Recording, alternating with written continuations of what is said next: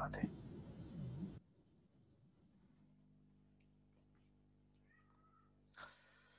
हरे कृष्ण। समस्त उपस्थित भक्तहरू, यहाँहरू सबैको चरणमा म वल्लभ चैतन्य दास साष्टाङ्ग दण्ड प्रणाम गर्दछु। सधैँ चाहिँ सबैभन्दा पहिला म सानो स्तुति गर्दछु। कृपया आफ्नो हृदयमा विराजमान हुनुभएका राधा कृष्णलाई स्मरण गरी यो श्रुतिको श्रवण गर्नुहुन अनुरोध गर्दछु। ओम अज्ञानतिमिरान्धस्य ज्ञानञ्जयाश्लाकया चस्मितमेन तस्मै श्रीगुरुवे नमः। श्री चैतन्य मनोभीष्टं स्थापितं येन भूतले स्वयं रूपकदा मह्यं ददाति सुपदान्तिकं वन्देऽहं श्रीगुरो श्रीयुतपदकमलं श्रीगुरून् वैष्णवांश्च श्रीरूपं साग्रजातं साग्ररघुनाथान्वितं तं सजीवं साद्वैतं सावधूतं परिजनसहितं कृष्णचैतन्यदेवं श्रीराधा कृष्णपादान् सागरललिता श्रीविशाखान्वितांश्च नमो विष्णुपादाय कृष्णपृष्ठाय भूतले श्रीमते भक्तिवेदांत स्वामिनिति नामिने नमस्ते सरस्वती देव गौरवाणी प्रचारिणे निर्विशेष शून्यवादी पाश्चात्य देशतारिणे नमो महावदन्याय कृष्ण प्रेमदाय ते कृष्णाय कृष्ण चैतन्य नामने गौच नमः। नमो ब्रह्मण्य देवाय गो ब्राह्मण हिताय च जगत हिताय कृष्णाय गोविंदाय नमो नमः। श्री कृष्ण चैतन्य प्रभु नित्यानंद श्री अद्वैत गदाधर श्रीवासादि गौर भक्त वृंद। हे कृष्ण करुणा सिंधु दीनबंधु जगतपते गोपेश गोपिका कांत राधा कांत नमोस्तुते। तप्त कांचन गौरांगी राधे वृंदावनेश्वरी विश्वांशित देवी प्रणमामि हरि प्रिय पंचतत्वात्मकं कृष्णं भक्तरूपं स्वरूपकं भक्तवतारं भक्ताख्यं नमामि भक्तशक्तिकं जयतां श्रुतपंगूर्म मंदमतेर्गतिमत्सृष्ट पदाम्भोज राधा मदन मोहनो वाञ्छाकल्पतरुभ्यश्च कृपासिन्धुभ्येव च पतितानं पावने वैष्णवेभ्यो नमो नमः। वैष्णवेभ्यो नमो नमः। नारायणं नमस्कृत्य नरं चैव नरोत्तमं देवीं सरस्वतीं व्यासं ततो जयमुदीरयेत्। ओम रामाय नमः, कृष्णाय नमः, विष्णवे नमः, नारायणाय नमः, ओम सूर्याय नमः, ओम दुर्गाय नमः, ओम गणेशाय नमः, ओम नमः शिवाय, ओम पार्वतीपतये नमः, ओम नरसिंहदेवाय नमः। राधे राधे राधे राधे राधे। समस्त उपस्थित भक्तहरू, सधैँ चाहिँ हाम्रो श्रीमद् भगवत गीताको यो नियमित सत्सङ्गको आज 40औं दिनमा हामीहरू पुनः भेला भएका छौं। सर्वप्रथम त म यहाँहरू सबैको हृदयमा विराजमान राधा कृष्णको श्री चरणमा साष्टाङ्ग दण्ड प्रणाम गर्न चाहन्छु। साथै म मेरा परम गुरुदेव श्री विष्णुपाद परमहंस परिव्राजकाचार्य अष्टोत्तरशत अभय चरणारविन्द भक्तिवेदान्त स्वामी श्रील प्रभुपादको श्री चरणमा पनि साष्टाङ्ग दण्ड प्रणाम गर्न चाहन्छु। साथै भगवान श्री चैतन्य महाप्रभु जो भगवान श्री कृष्णका अवतार हुनुहुन्छ उहाँको श्री चरणमा पनि म साष्टाङ्ग दण्ड प्रणाम गर्न चाहन्छु। साथै भगवान श्री चैतन्य महाप्रभुका षड्पार्षदहरू श्री रूप गोस्वामी, श्री सनातन गोस्वामी, श्री जीव गोस्वामी, श्री गोपाल भट्ट गोस्वामी, श्री रघुनाथ दास गोस्वामी, श्री रघुनाथ भट्ट गोस्वामी र श्री गोपाल भट्ट गोस्वामीको श्री चरणमा पनि म वल्लभ चैतन्य दास साष्टाङ्ग दण्डवत प्रणाम गर्न चाहन्छु। सर्वे भवन्तु सुखिनः, सर्वे सन्तु निरामयाः, सर्वे भद्राणि पश्यन्तु मा कश्चित् दुःखभाग् भवेत्। ओम शान्तिः शान्तिः शान्तिः। हरि ओम तत्सत्। हरि शरण। हाम्रो वैदिक सनातन हिन्दू धर्म बहुत विशाल छ।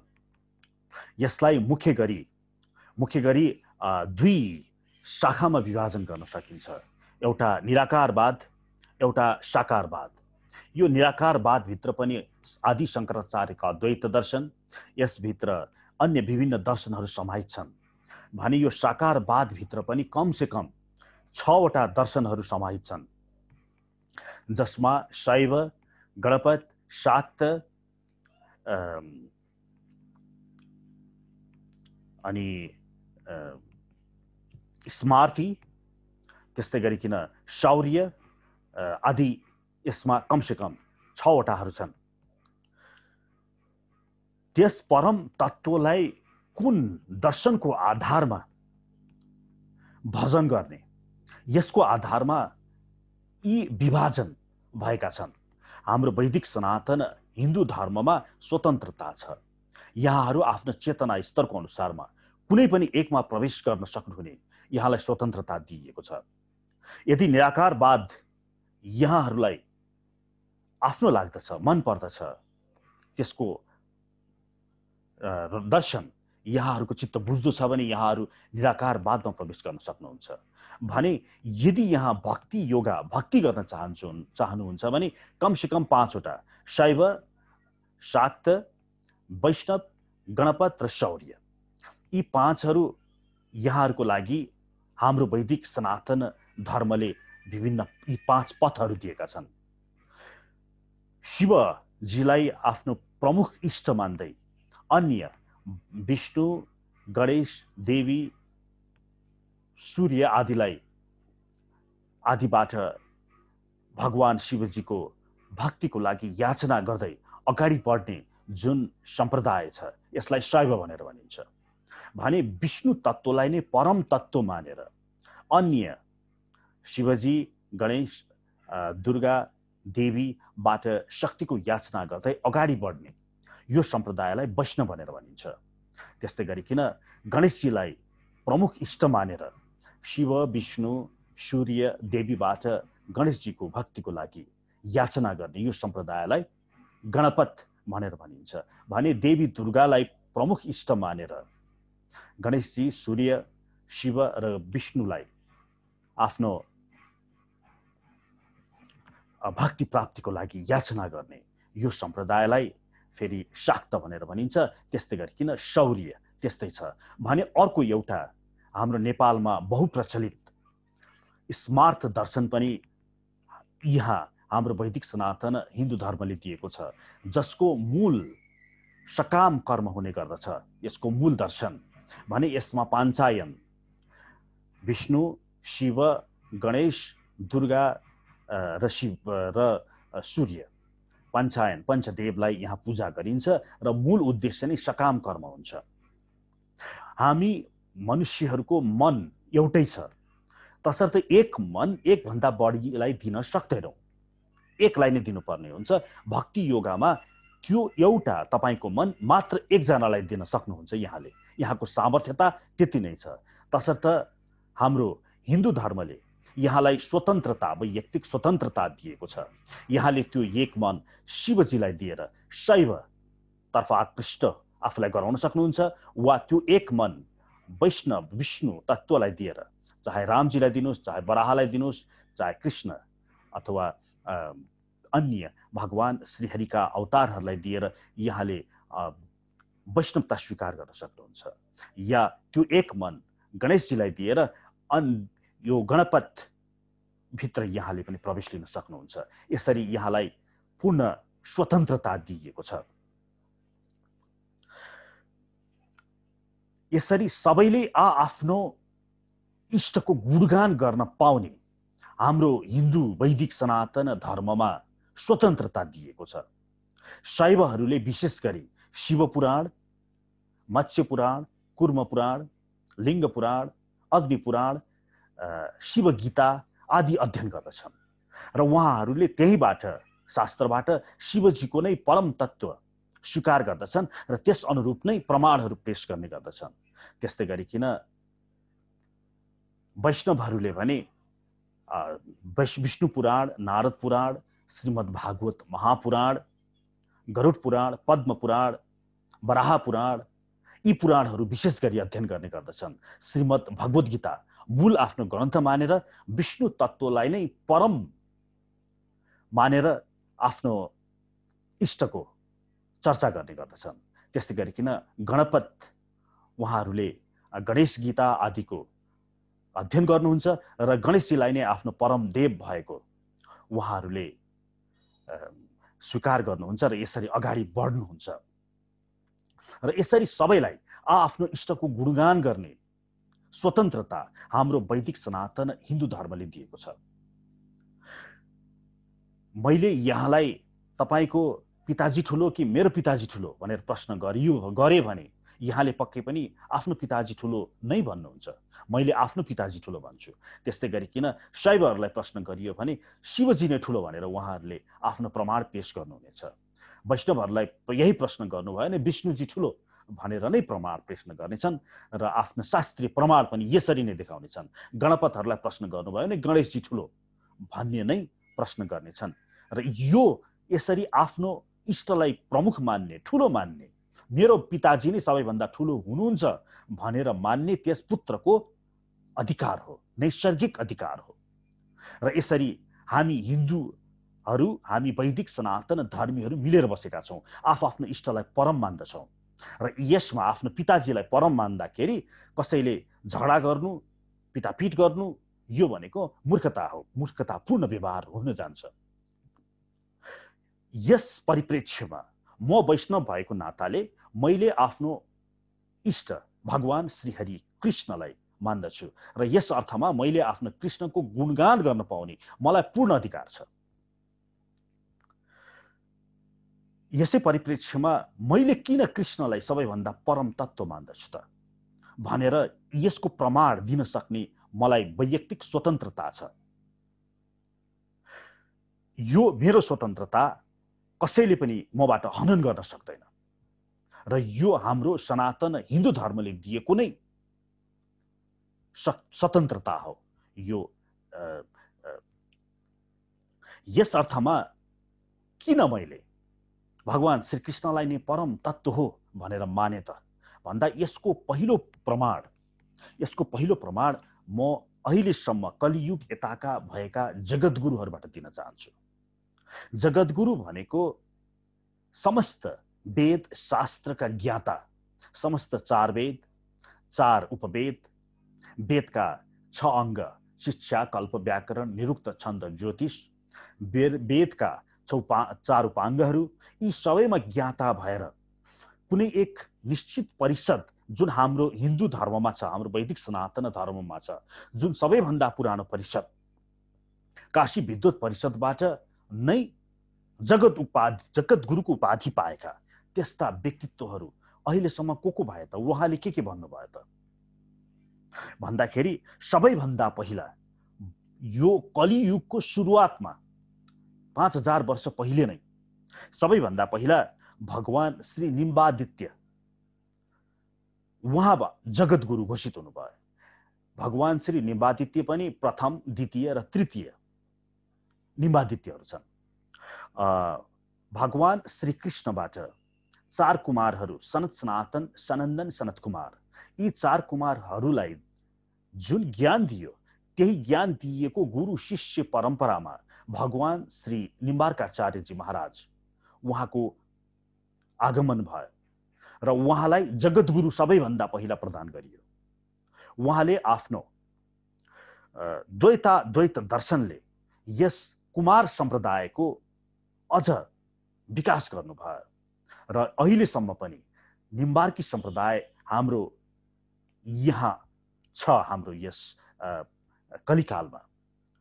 र उहाँहरूको पनि जगद्गुरु निम्बार्काचार्यले के भन्नुभयो त भन्दा भगवान श्री राधा कृष्ण विष्णु तत्त्व नै सबैभन्दा परम भएको भन्ने उहाँले स्वीकार गर्नुभयो। त्यसपछि अर्का जगद्गुरु भए जसलाई काशी विद्वत परिषदले जगद्गुरुको उपाधि दियो। उहाँ आदि शङ्कराचार्य हुनुहुन्छ। तर आदि शङ्कराचार्य भन्दा पहिला अर्का थिए विष्णु स्वामी।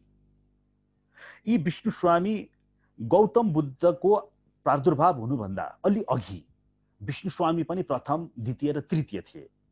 र यी विष्णु स्वामीको जुन दर्शन छ जसलाई शुद्ध अद्वैत दर्शन भनेर भनिन्छ, यो दर्शनलाई वल्लभाचार्यले प्रचार गर्नुभयो। यी जगद्गुरु वल्लभाचार्यलाई जगद्गुरु पद चाहिँ नि एक राजसभामा दिएको थियो र उहाँले भगवान श्रीकृष्णबाट शिवजीलाई दिँदै आएको जुन गुरु शिष्य परम्परा छ जसलाई रुद्र वैष्णव सम्प्रदाय भनेर भनिन्छ, त्यसमा जगद्गुरु वल्लभाचार्यले प्रवेश गरेर विष्णु स्वामीको यो शुद्ध अद्वैत दर्शनलाई प्रचार गर्नुभयो र यो रुद्र वैष्णव सम्प्रदाय अर्थात् जगद्गुरु वल्लभाचार्यको सम्प्रदायले पनि भगवान श्री राधा कृष्णलाई नै परम तत्त्व हो भनेर स्वीकार गर्नुभयो। यसरी सुरुमा भगवान निम्बार्काचार्य आउनुभयो। त्यसपछि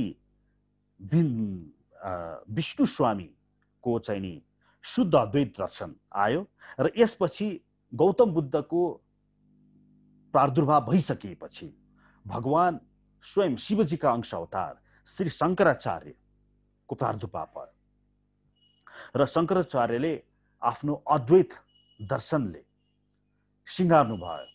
उहाँले निराकारवादको पक्ष लिनुभयो र त्यतिखेर बौद्ध भएर गएका पलायन भएका धेरै अनुयायीहरूलाई घर वापसी गर्न आदि शंकराचार्य सफल हुनुभयो। र यसपछि शंकराचार्यपछि भगवान श्री रामानुजाचार्यको प्रादुर्भाव भयो। भगवान श्री रामानुजाचार्यले आफ्नो विशिष्ट अद्वैत दर्शनले यस जगतलाई सङ्घार्नुभयो। उहाँ भगवान श्रीकृष्णबाट लक्ष्मी माता हुँदै आएको यो श्री वैष्णव सम्प्रदाय छ, यसमा प्रवेश गरेर उहाँले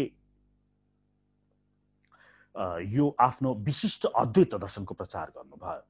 र भगवान श्री रामानुजाचार्यले पनि भगवान श्री राधा कृष्ण नै परम तत्व भएको, उहाँको नारायण लक्ष्मी स्वरूप, लक्ष्मी नारायण स्वरूप नै परम तत्व भएको स्वीकार गरेर यसरी नै आफ्नो विशिष्ट अद्वैत दर्शनको प्रचार गर्नुभयो। र अन्त्यमा अर्का जगद्गुरु आए, जगद्गुरु माध्वाचार्य। उहाँ जगद्गुरु माध्वाचार्यले भगवान श्रीकृष्णबाट ब्रह्माजी हुँदै आएको यो ब्रह्म वैष्णव सम्प्रदाय जुन छ यसमा विधिवत प्रवेश गरी उहाँले आफ्नो द्वैत दर्शनबाट यस परम्परालाई सिंगार्नुभयो। र मध्वाचार्यले पनि भगवान श्री राधा कृष्णलाई नै परम तत्व स्वीकार गर्नुभयो। यसरी हेर्दाखेरि हाम्रो इतिहास कालमा जो यी जगद्गुरुहरू भए, सबैभन्दा पहिला भगवान निम्बादित्य प्रथम, द्वितीय, तृतीय, उहाँले आफ्नो दिनुभएको द्वैताद्वैत दर्शन, उहाँले पनि भगवान श्री राधा कृष्णलाई नै परम तत्व स्वीकार गर्नुभयो। त्यसपछि विष्णु स्वामी प्रथम, द्वितीय र तृतीय हुनुहुन्छ उहाँ पनि, जो उहाँको आफ्नो जसको दर्शन शुद्ध अद्वैत दर्शन, जसलाई जगद्गुरु वल्लभाचार्यले फैलाउनु भयो, उहाँले पनि भगवान श्री राधा कृष्ण नै परम तत्व स्वीकार गर्नुभयो। त्यसपछि आदि शंकराचार्यको प्रादुर्भाव भयो। भगवान गौतम बुद्धपछि आदि शंकराचार्यले पनि भज गोविन्दम गोविन्दम भज मूढमते भन्दै तद अनुग्रह हेतुके नैव विज्ञानेन मोक्ष सिद्धिम भवतुम अर्हति भनेर भन्नुहुँदै उनकै अनुग्रहले मात्रै मोक्ष र सिद्धि प्राप्त हुन्छ भनेर भगवान श्री कृष्णकै भित्रभित्रबाट गुणगान गाउनुभयो। उहाँले हालांकि आफ्नो निराकारवादको प्रचार गर्नुभयो, तर भित्रभित्रबाट सदैव भगवान श्री कृष्णकै भक्ति गर्ने पाठ उपदेश उहाँले गर्नुभयो। त्यसपछि भए रामानुजाचार्य, जो विशिष्ट अद्वैत दर्शन, उहाँले पनि लक्ष्मी नारायण नै परम तत्व भएको स्वीकार गर्नुभयो। त्यसपछि जगद्गुरु मध्वाचार्य, उहाँले पनि भगवान राधा कृष्ण नै परम तत्व भएको स्वीकार गर्नुभयो। त्यसपछि यही माध्वाचार्यको गुरु शिष्य परम्परा नै भगवान श्री चैतन्य महाप्रभुको प्रादुर्भाव भयो। उहाँले आफ्नो अचिन्त्य वेदावेद दर्शनले यस माध्वाचार्यको द्वैत दर्शनलाई सिंगार्नु भयो र उहाँले पनि भगवान श्री राधा कृष्ण नै परम तत्व भएको स्वीकार गर्नुभयो। र यही अन्तिममा आउनुभएका जगद्गुरु माध्वाचार्यको द्वैत दर्शनमा नै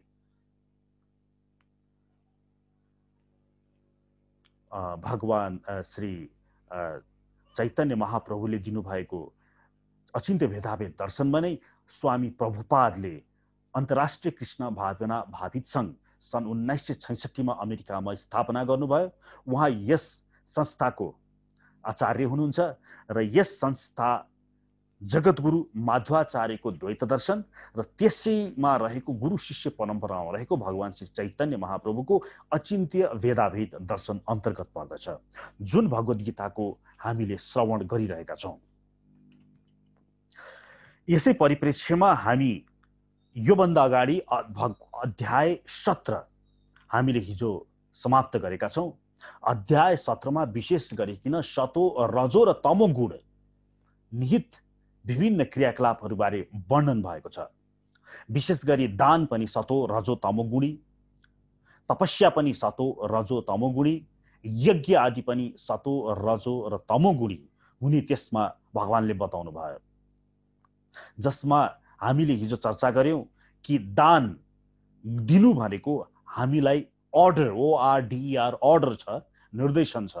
यो कुनै कृपया भनेर भन्न खोजिएको होइन। हामीले आफ्नो कमाएको कमसे कम पनि दशांश दान दिनु नै पर्दछ र दान दिनु हाम्रो मनुष्यहरूको धर्म हो। यसले हाम्रो लोभको क्षय गर्दछ र सकेसम्म दान कस्तो हुनु पर्दछ त भन्दा सतोगुणी, रजोगुणी र तमोगुणी दानको बारेमा व्याख्या गरिएको छ। दान दशांश दिनु नै पर्दछ, चाहे जसलाई दिनुहोस्, चाहे जोसुकै दिनुहोस्, जसरी गर्नुहोस्, कुनै समय पात्र आदि जसरी हुन्छ दिनु पर्दछ दान। तर यहाँनिर हामीले के एउटा कुरा भेट्यौं भने दान यदि दुरुपयोग हुन गएको खण्डमा त्यो दानले हामीलाई नै दोष दिन सक्ने हुनाले तसर्थ त्यहाँ समय, पात्र र स्थान यो पनि ध्यान दिनुपर्ने रहेछ दान दिँदाखेरि। किन भन्दा दुरुपयोग हुन सक्ने हुनाले तसर्थ यहाँ पात्रलाई महत्त्वपूर्ण राखियो। सतोगुणी पात्रलाई दान दिनु पर्दछ भन्ने कुरा हामीले बुझ्यौं, किनभने सतोगुणी पात्रलाई दान दिँदाखेरि तपाईले दिएको दानको दुरुपयोग हुने सम्भावना हुँदैन। त्यस्तै गरिकन दानको प्रकार पनि जिन्सी दान हुन सक्छ, द्रव्य दान हुन सक्छ अथवा श्रमदान हुन सक्दछ। भने हामीले के चर्चा गर्यौं हिजो भने जिन्सी दान दिएको खण्डमा त्यो दानको दुरुपयोग हुने अति सम्भावना भएको हुनाले सकेसम्म जिन्सी दान नगर्ने, द्रव्य दान वा श्रमदान गर्ने भन्ने बारेमा हामीले हिजो चर्चा गरेका थियौं। र त्यसमा हामीले हिजो चर्चा गर्यौं कि दान आफ्नो कर्तव्य सम्झेर दिनुहुन्छ भने त्यो सतोगुणी दान हो। आफ्नो हैकम चलाउनको लागि आफ्नो चाहिँ नि प्रचार होस्, मलाई सबैले दानदाता भनेर बुझुन्, मानुन् भन्ने ध्यानले तपाईले दान दिनुहुन्छ भने त्यो रजोगुणी दान हुन्छ। भने त्यस्तै गरिकन अन्यलाई खुट्टा तान्ने, बेफाइदा होस् यो भावनाले, जस्तै राजनीतिक पार्टीहरूले रक्सी खुवाउलान् अथवा भोट प्राप्ति गर्नको लागि मासुभात खुवाउलान्, यस्तो किसिमको आफ्नो निर्दिष्ट व्यक्तिगत स्वार्थको लागि दिएको दान तमोगुणी दान हो, जुन सर्वथा त्याज्य छ। त्यस्तै गरिकन यज्ञको बारेमा पनि हामीले चर्चा गर्यौं। यज्ञ पनि सतोगुणी, रजोगुणी, तमोगुणी हुनुपर्दछ। यज्ञ भनेको कुनै पनि यज्ञ कृष्णलाई केन्द्रमा राखेर गरिने तपाईबाट हुने कार्यहरू, कर्महरू त्यो सबै यज्ञ हुन्। जसरी विद्यार्थीले यदि परीक्षा उत्तीर्ण गर्नको लागि मेहनत गरेर पढ्दछ भने त्यो पनि उसको यज्ञ नै हो। भनेदेखि त यहाँले गर्नुहुने अन्य सबै कर्महरू सबै कृष्ण केन्द्रित छन् भने यी सबै यज्ञ नै हुन्। र यज्ञहरूमा सबैभन्दा उत्तम जप यज्ञ हो। यज्ञ नाम जप यज्ञो अस्मि भनेर भगवान श्री कृष्णले भन्नुभएको नै छ। तसर्थ जप गर्ने र अन्य विभिन्न यज्ञ कार्यहरू यी सबै हामीले गर्नुपर्दछ, जसमा सतोगुणी आफ्नो कर्तव्यलाई मात्र मूल मानेर गरिने यज्ञ सतोगुणी भयो भने आफ्नो निजी स्वार्थको लागि गरिने यज्ञ रजोगुणी भयो भने अन्यलाई अहित गर्नको लागि गरिने यज्ञ तमोगुणी भयो। त्यस्तै गरिकन तपस्याको बारेमा पनि हामीले हिजो चर्चा गर्यौं, जसमा मूलतः 3 प्रकारका तपस्या हुने रहेछ। एउटा शरीरको तपस्या, एउटा वाणीको तपस्या, एउटा मनको तपस्या। र शरीरको तपस्या भन्नाले भगवानको, परमेश्वरको, पिताको, आफ्नो गुरुको सेवा गर्ने यो तपस्या शरीरको तपस्या हो। भने वाणीको तपस्या भनेको अन्यलाई सुझाव दिने, सत्य कुरा बोल्ने र अन्यको लोक हितार्थ छ भनेदेखि त अप्रिय भए तापनि सत्य नै बोल्ने, तर लोक हितार्थ छैन भने अप्रिय शब्दहरू, वाक्यहरू नबोल्ने, यसबारे हामीले चर्चा गर्यौं। त्यस्तै गरिकन आफ्नो स्वाध्ययन गर्ने, शास्त्र अध्ययन गर्ने यो पनि हाम्रो वाणीको तपस्या अन्तर्गत पर्दछ। भने मनको तपस्यामा सम र दम पर्दछ। सम भनेको आफ्नो मनलाई नियन्त्रण गर्ने, दम भनेको आफ्नो बाह्य इन्द्रियहरू कान, छाला, आँखा, जिब्रो र नाक, यी 5 ज्ञानेन्द्रिय र बाणी, हात, पाउ, उपस्थ र गुदा, यी 5 कर्मेन्द्रियहरूलाई, बाह्य कर्मेन्द्रियहरूलाई नियन्त्रण गर्ने यो मनको, यो चाहिँ नि मनको तपस्या भए। यसरी तपस्या पनि सतोगुण, रजोगुण र तमोगुण हुन्छन्। तपाईले कर्तव्यनिष्ठ भएर फलको आशा नगरिकन गरिने जुन तपस्या छ यो सतोगुणी भए, आफ्नो व्यक्तिगत लाभको लागि गर्ने तपस्या रजोगुणी भए भने अन्यलाई हानि हुने हिसाबले गर्नुभएको तपस्या जति तमोगुणी भए। अब हामी 18औं अध्यायमा प्रवेश गर्दछौं। यो 18औं अध्यायलाई उपसंहार अर्थात् सन्यासको पूर्णता भनेर पनि भनिएको छ। अर्थात् के बुझ्नु पर्दछ भने हाम्रो मनुष्य धर्मको, मनुष्य वर्णाश्रम पद्धतिमा ब्रह्मचर्य, गृहस्थ, वानप्रस्थ र सन्यास, यसरी 4वटा आश्रमहरूको निर्णय गरिएको छ। यो श्रीकृष्ण प्राप्त गर्नको लागि, भगवत प्राप्त गर्नको लागि दिएका खुड्किलाहरू हुन् र अन्तिममा सन्यास छ। अर्थात् तपाईको जन्म, मेरो जन्म यहाँ कुनै मोज मज्जा गर्नको लागि अथवा यहाँ चाहिँ नि घुमघाम गर्नको लागि अथवा इन्द्रिय तृप्ति गर्नको लागि भएको होइन। अन्तिम खुड्किलो भनेको सन्यास नै हो र सन्यास आश्रमको लागि नै तपाईको अन्तिम जन्म भएको हो। तपाईलाई निर्दिष्ट बाटोहरू देखाइएका छन्। तपाईले जब जन्म लिनुहुन्छ 25 वर्षसम्म तपाई ब्रह्मचर्यमा बस्नुहोस् भनेर यी शास्त्रका अध्ययनहरू, जसरी हामी अहिले बुढो भएर गरिरहेका छौं, अहिले हामी 40 वर्ष, 45 वर्ष, 50 वर्ष अथवा 30 वर्षमा यो भगवत गीता पढिरहेका छौं। यो त 25 वर्षसम्म सकाइसक्नु पर्ने थियो हामीले पढेर यति ज्ञान त। र त्यो नै हो ब्रह्मचर्यको आश्रम।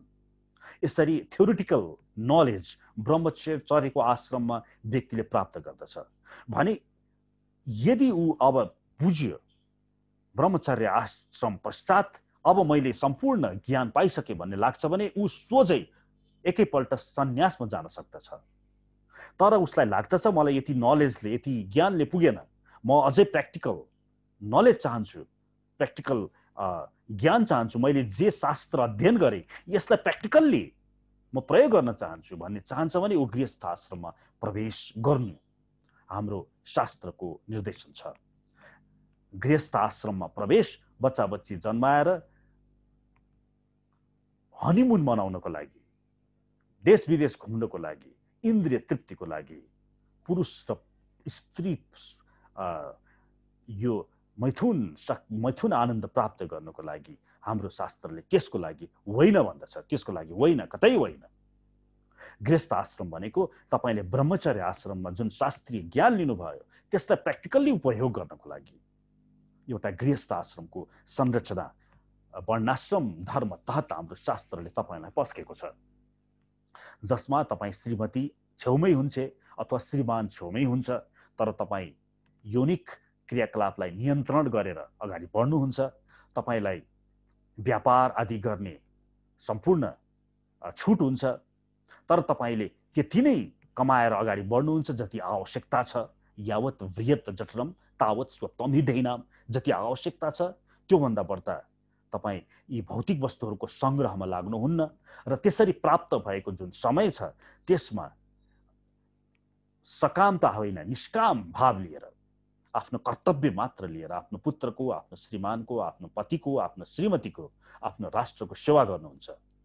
यसरी आफूले पढेका जति पनि कुराहरू छन् त्यसलाई प्रयोग गर्नुहुन्छ। त्यो हो गृहस्थ आश्रम। र 50 वर्षसम्म गृहस्थ आश्रम गरिसकेपछि तपाईलाई वानप्रस्थ लिनुपर्दछ।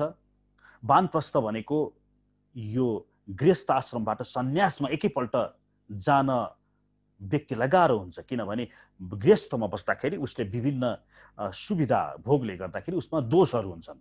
त्यो दोषको निवारणको लागि जसरी एउटा सैनिक आर्मीमा भर्ना हुनु जानुभन्दा पहिला 16 महिना ट्रेनिङ गर्दछ, त्यो ट्रेनिङ पिरियड भनेको वानप्रस्थ हो। र सन्यासमा जानको लागि तपाईले वानप्रस्थ लिनुपर्दछ। यो अति कठिन, सबैभन्दा 4 आश्रममा सबैभन्दा कठिन आश्रम हो, जसमा तपाईले तपस्या गर्नुहुन्छ। तपाईले भौतिक वस्तुदेखि सकेसम्म टाढा बस्नुहुन्छ, सकेसम्म टाढा। आफ्नो मोहदेखि, मोहलाई रोक्नको लागि आफ्ना घरका पति पत्नी, श्रीमान श्रीमती, बाउ आमादेखि सकेसम्म टाढा बस्नुहुन्छ। यो हो वानप्रस्थको अवस्था। र वानप्रस्थ अवस्थामा तपाईँले पूर्णता हासिल गरेपछि कुनै पनि समयमा बढीमा 75 वर्षसम्म तपाईँ वानप्रस्थमा बस्न सक्नुहुन्छ। र एकै वर्षमा 50 वर्षपछि वानप्रस्थ लिएको एकै वर्षमा तपाईँलाई म सक्दछु भन्ने भान भएमा तपाईँ सन्यासमा प्रवेश गर्न सक्नुहुन्छ। र यसरी सन्यास नै अन्तिम अवस्था हो जहाँ तपाईँले आफ्नो सम्पूर्ण क्रियाकलाप भगवान श्रीहरिको लागि व्यतीत गर्नुहुन्छ। गृहस्थमा तपाईले इन्द्रियहरूले संसारको सेवा गर्नुहुन्छ, इन्द्रियले आफ्नो पतिको सेवा गर्नुहुन्छ, इन्द्रियले आफ्नो पुत्रको सेवा गर्नुहुन्छ भने मन श्रीकृष्णमा लगाउनुहुन्छ। तर सन्यासमा पुगिसकेपछि इन्द्रिय सहित सबै, सम्पूर्ण शरीर र मन दुवै सबै भगवान श्रीकृष्णमा लगाउनुहुन्छ। यसरी यहाँहरूले देख्नुभयो होला, यो 4 आश्रममा अन्तिम आश्रम सन्यास हो। मनुष्यको जन्म नै सन्यास लिनको लागि भएको। अब यहाँनिर प्रश्न आउँदछ, केही प्रश्नहरू छन्, जस्तै सन्यास त पद्म पुराणमा पनि भनिएको छ कि कलियुगमा वर्जित छ भनेर। हो, शास्त्रले दिएको जस्तो सन्यास वर्जित छ। तपाईले जङ्गलमा गएर, अति कठिन छ शास्त्रीय सन्यास त। क्षेत्रीहरूलाई त हिमालयमा गएर त्यही पग्लेर शरीर त्याग गर्नुपर्ने सम्मका सिद्धान्तहरू वर्णन छन्, जुन कलियुगी व्यक्तिहरूले गर्न सक्दैनन्। तसर्थ कलियुगको लागि त्यो प्रकारको सन्यास वर्जित छ।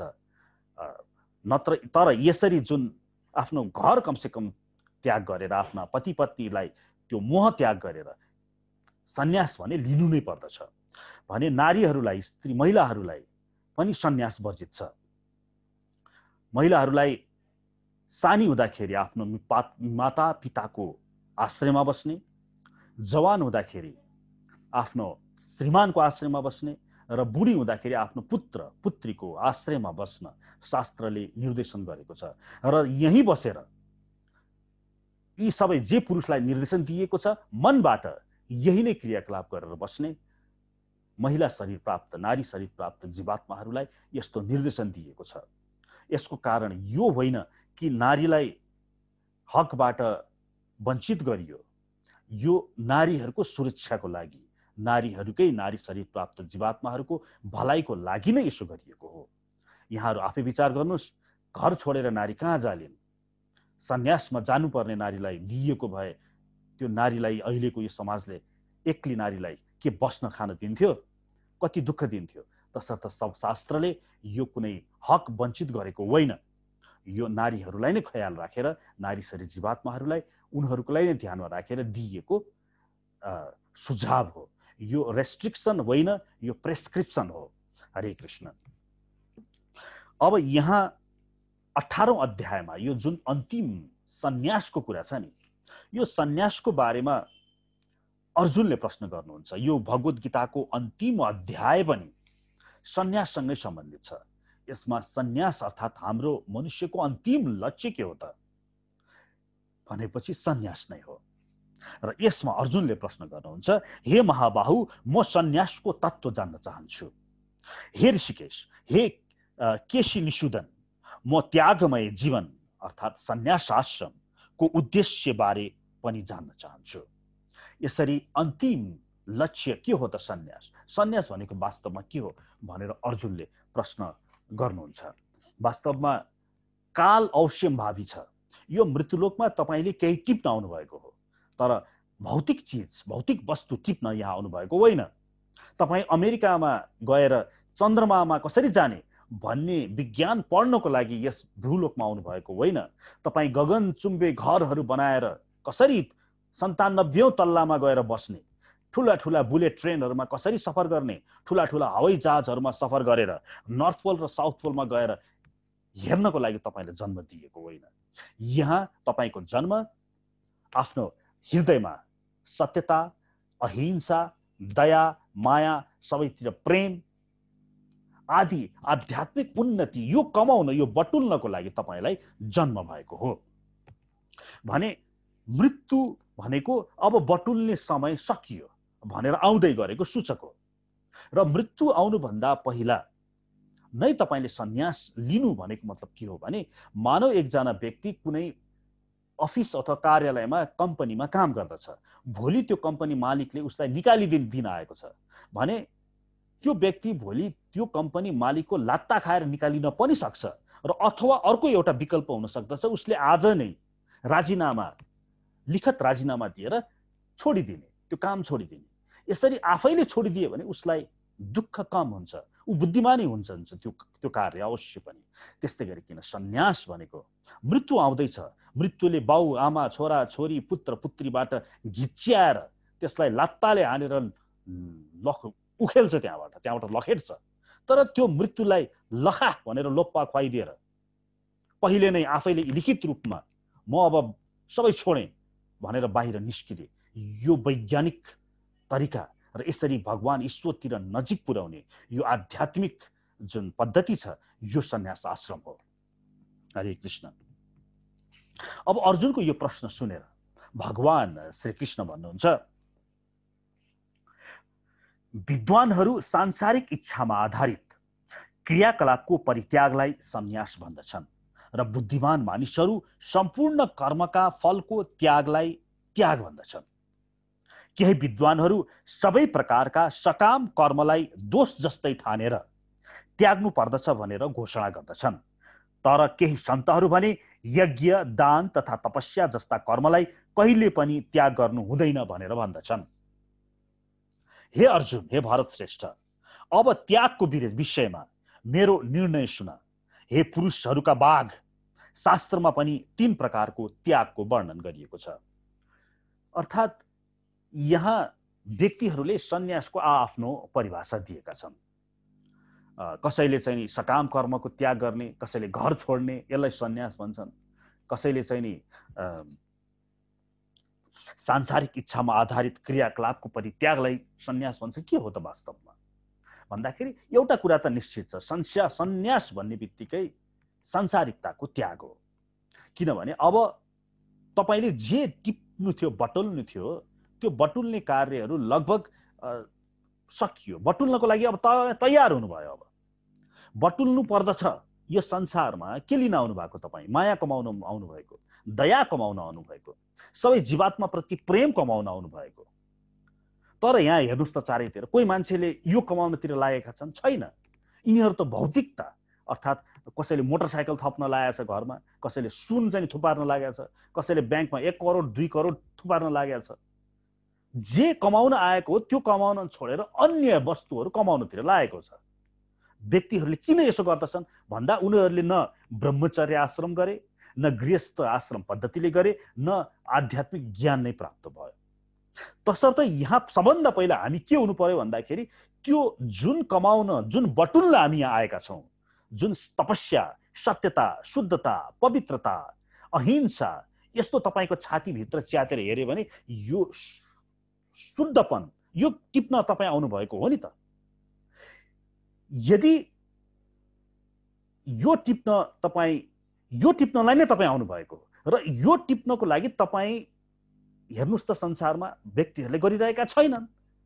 तर त्यो किन गर्न सकेनन् भने त्यो सामर्थ्यता नै उनीहरूमा पाएन। तसर्थ सन्यास भनेको के हो भन्दाखेरि यो आध्यात्मिक शुद्धता बटुल्नु पर्छ है भन्ने यो बुद्धि, विवेक दिमागमा पहिला हालिदिनु पर्यो, इन्स्टल गरिदिनु पर्यो। त्यो भनेको नै ब्रह्मचर्य आश्रम, गृहस्थ आश्रम र वानप्रस्थ आश्रम भयो। यहाँसम्म तपाईँले वास्तवमा आफूलाई प्रिपेयर मात्रै गर्नुहुन्छ। ब्रह्मचर्य आश्रममा शास्त्र पढेर प्रिपेयर गर्नुहुन्छ। किन गर्नु पर्यो त? किन म चाहिँ नि यो संसारिक भौतिक वस्तु होइन, म चाहिँ नि आध्यात्मिक वस्तु टिप्न आएको हुँ भन्ने कुरा किन भन्ने कुरा तपाईँले थ्योरिटिकल्ली ब्रह्मचर्यमा बुझ्नुहुन्छ। अनि त्यसलाई नै तपाईँले 25 वर्षसम्म गृहस्थ आश्रममा किन भन्ने कुरा त्यसैलाई नै फलो गर्नुहुन्छ। अनि बल्ल तपाईँ चाहिँ त्यो लेभलमा पुग्नुहुन्छ कि ओ म चाहिँ नि वास्तवमा श्रीकृष्ण भक्ति टिप्न नै यहाँ आएको हुँ, बुझ्यो। अब त्यसपछि बल्ल सन्यासमा प्रवेश हुन्छ।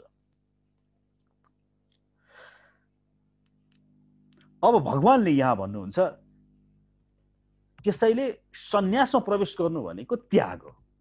त्याग नै सन्यास हो वास्तवमा। र त्याग कस्तोको त्याग भन्दाखेरि ती नटिप्नु पर्नेका कुरालाई त्याग गर्ने र टिप्नु पर्ने चिजहरूलाई टिप्ने। वेदान्तमा भनिन्छ अग्रहण र अन्यथा ग्रहण भन्ने एउटा पारिभाषिक शब्द आएको छ। तपाईको मन कस्तो छ अरे भने अग्रहण, यसले जुन ग्रहण गर्नुपर्ने हो त्यसलाई ग्रहण गर्न सकिरहेको छैन, अग्रहण भने अन्यथा ग्रहण गर्छ अरे फेरि यसले। भनेपछि जुन पहिलो कुरा त जुन गर्नुपर्ने त्यसलाई ग्रहणै गर्न सकेको छैन, अन्यथा ग्रहण भनेको अनि उल्टो उल्टोतिर चाहिँ ग्रहण गर्न गइरहेको छ तपाईको मन। यसरी वेदान्तले भन्छ अग्रहण र अन्यथा ग्रहण यो पारिभाषिक शब्द ल्याएको छ। अब हामीले चाहिँ गर्नुपर्ने के भने यो अग्रहण र अन्यथा ग्रहणबाट मनलाई हटाएर ग्रहणतिर लाग्नु पर्यो। त्यस परमात्मा, त्यसको आत्मा, यसलाई आत्म साक्षात्कार भन्छौँ नि हामी, र त्यो क्यापासिटी तपाईको मनलाई दिनु पर्यो। त्यसको लागि त्याग छ, त्यागको आवश्यकता छ। र यो सन्यास भन्ने बित्तिकै अब तपाईँ त्याग गर्न सामर्थ्य हुनुभयो, जो पाए त्यही सन्यास लिन सक्दैन। म आजको आजै सन्यास लिन्छु भनेर हुँदैन। पहिला सुरु आफूमा त्यो सामर्थ्यता डेभलप गर्नु पर्यो, त्याग गर्न सक्ने शक्ति। र भगवानले अब यो त्यागको बारेमा भन्नुहुन्छ। भगवान भन्नुहुन्छ यज्ञ दान तपस्या जस्ता कर्महरू त्याग गर्न हुँदैन, यी गर्नै पर्ने कार्य हुन्। यज्ञ दान र तपस्याले महात्माहरूलाई पनि शुद्ध बनाउँदछन्। र सबैभन्दा भगवानले के भनिदिनु भयो भने चाहे सन्यास आश्रम होस्, चाहे गृहस्थ आश्रम होस्, चाहे ब्रह्मचार्य आश्रम होस्, चाहे वानप्रस्थ कुनै पनि आश्रममा यो यज्ञ दान र तपस्या यी कर्महरू चाहिँ नि त्याग्नु हुँदैन। यज्ञ भन्नाले भगवान कृष्णलाई केन्द्रमा राखेर गर्ने कुनै पनि कार्यहरू, यी यज्ञ। र यज्ञमा मूलतः पर्छ जप यज्ञ। जप गर्ने कार्य कुनै पनि आश्रममा तपाईले गर्नु नै पर्दछ। यो कलिकालको लागि त मूल जप नै हो। हरे कृष्ण कृष्ण कृष्ण हरे हरे, हरे राम राम राम हरे हरे। भगवान श्री कृष्णले, भगवान श्री चैतन्य महाप्रभुले यस कलिकालमा आएर यो यज्ञ गर्ने हामी सबैलाई सुझाव दिनुभएको छ। नाम नामकारी बहुधा निज सर्वशक्ति तत्र अर्पिता। यो नाममा यस्तो छ अरे कि भगवानको सबै शक्ति यसमा आएर बसेको छ अरे यो नाममा। हरे कृष्ण कृष्ण कृष्ण हरे हरे, हरे राम राम राम हरे हरे। कलि सन्तरण उपनिषदले पनि यही भन्दछ। भनिन्छ यो हरे कृष्ण महामन्त्रमा अन्य सबै मन्त्रहरू नै यही आएर बसेको छ। सबै भगवानको नाम लिइसकेपछि यो भन्दा पवित्र के होला। यसरी यज्ञ गर्ने कार्य, त्यस्तै गरिकन दान गर्ने कार्य, हामीहरूले कुनै पनि आश्रममा दान गर्ने कार्य, त्यस्तै गरिकन तपस्या, अघि मनको तपस्या, वाणीको तपस्या र शरीरको तपस्याको बारेमा हामीले कुरा गर्यौं। र यसरी अनासक्त भएर तपस्या, मन वाणी र शरीरका तपस्याहरू यो चाहिँ कहिले पनि कसैले पनि कुनै पनि अवस्थामा त्याग गर्नु हुँदैन, यी गर्नै पर्ने कार्य हुन् भनेर भगवानले भन्नुहुन्छ। यज्ञ दान र तपस्याले महात्माहरूलाई पनि शुद्ध बनाउँदछ, यसले व्यक्तिहरूलाई शुद्ध बनाउँदछ। भगवानले भन्नुहुन्छ फलको कुनै आशा नराखिकिन आसक्ति रहित भएर यी सबै कर्महरू गर्नुपर्दछ। हे पृथा पुत्र अर्जुन, यी कर्महरूलाई कर्तव्यकै विषय ठानेर सम्पन्न गर्नुपर्दछ, यही नै मेरो अन्तिम विचार हो। भगवानले यो विभिन्न आश्रमहरूको बारेमा कुरा गर्दै यहाँ भन्नुहुन्छ कि प्रत्येक आश्रममा निर्दिष्ट कर्महरू छन्। तपाईले ब्रह्मचर्य आश्रममा हुँदाखेरि तपाईले बढी समय स्वाध्ययन अर्थात् शास्त्र अध्ययनमा लगाउनुहुन्छ। त्यही तपाईँ गृहस्थ आश्रममा जाने बित्तिकै यहाँले आफ्नो सबैभन्दा बढी समय आफ्नो कर्ममा, आफ्नो पुत्रको सेवा, पुत्रीको सेवा, श्रीमतीको सेवा, राष्ट्रको सेवा, पिता माताको सेवामा लगाउनुहुन्छ भने सन्यास आश्रममा यहाँले आफ्नो समय भगवानकै सेवामा लगाउनुहुन्छ। यो सबै सेवा गर्दाखेरि एउटा कुरा भगवानले यहाँ स्पष्टसँग भनिदिनु भयो, कर्तव्यमिति अर्थात् कर्तव्यानीति भनेको यो कर्तव्य सम्झेर गर्ने कार्य हुन्। यसमा कुनै आशा राख्नु भएन। तपाईले आफ्नो पुत्रको सेवा गर्दाखेरि यसले ठुलो भएपछि मलाई पाल्छ भन्ने सेवा राख्ने बित्तिकै त्यो नगर्नु भनेर भगवानले भन्नुहुन्छ। माताले आफ्नो पुत्रको सेवा गर्दाखेरि कुनै सेवा वास्तवमा लिन्छन् होला, कुनै मलाई यसो गर्ला यसले भनेर कुनै आशा राखेर गर्छिन् होला, मात्र कर्तव्य सम्झेर। तपाईँले पुत्र जन्माउनु भयो, अब त्यसलाई मलजल दिने तपाईँको जिम्मेवारी हो, कर्तव्य हो। तपाईँले घरमा एउटा बिरुवा रोप्नु भयो भने त्यसलाई मल गर्ने, पानी हाल्ने तपाईँको कर्तव्य हो। तपाईँले घरमा कुकुरै पाल्नु भए पनि त्यो कुकुरलाई खान दिने तपाईँको कर्तव्य हो। वैष्णवहरूलाई कुकुर नपाल्न भनिएको छ। कारण के भन्दाखेरि कुकुर हुने पाल्ने बित्तिकै त्यो कुकुरको खानेकुरा भनेको मांसाहार नै हो। कुकुरलाई तपाईँले माया गरेर अथवा वैष्णव भएर लड्डु र तरकारी खान दिनुहुन्छ भने त्यो कुकुरको खाना होइन नि, कुकुर त मासु खाने जन्तु हो भने त्यो पाप हुन जान्छ। अलि मांसाहार हो भन्दैमा मांसाहार दिन पनि पाप हुन्छ, दुवै अवस्थामा पाप। कुकुर पाल्ने बित्तिकै त्यसलाई तरकारी अथवा दाल अथवा भात मात्र दिएर सधैँ शाकाहारी बनाएर राख्नु पनि पाप, किनभने कुकुरको त्यो नेचर नै होइन, त्यो प्राकृतिक स्वभाव नै होइन। तपाईँ पो वैष्णव हुनुभयो र शाकाहारी हुनुभयो, कुकुर त होइन नि। अब होइन, कुकुर होइन भनेर मांसाहार खुवाउनुहुन्छ भने त्यो पनि पाप भयो। तसर्थ कुकुरलाई टाढै राखेर कुकुरलाई चाहिँ नि तपाईँले दिनुहोस्, उसलाई आफ्नो समयअनुसार उसलाई दिनुहोस्, उसलाई चाहिँ खानेकुरा दिनुहोस्, उसलाई इज्जत गर्नुहोस्, तर यसरी नपाल्न भनिएको छ।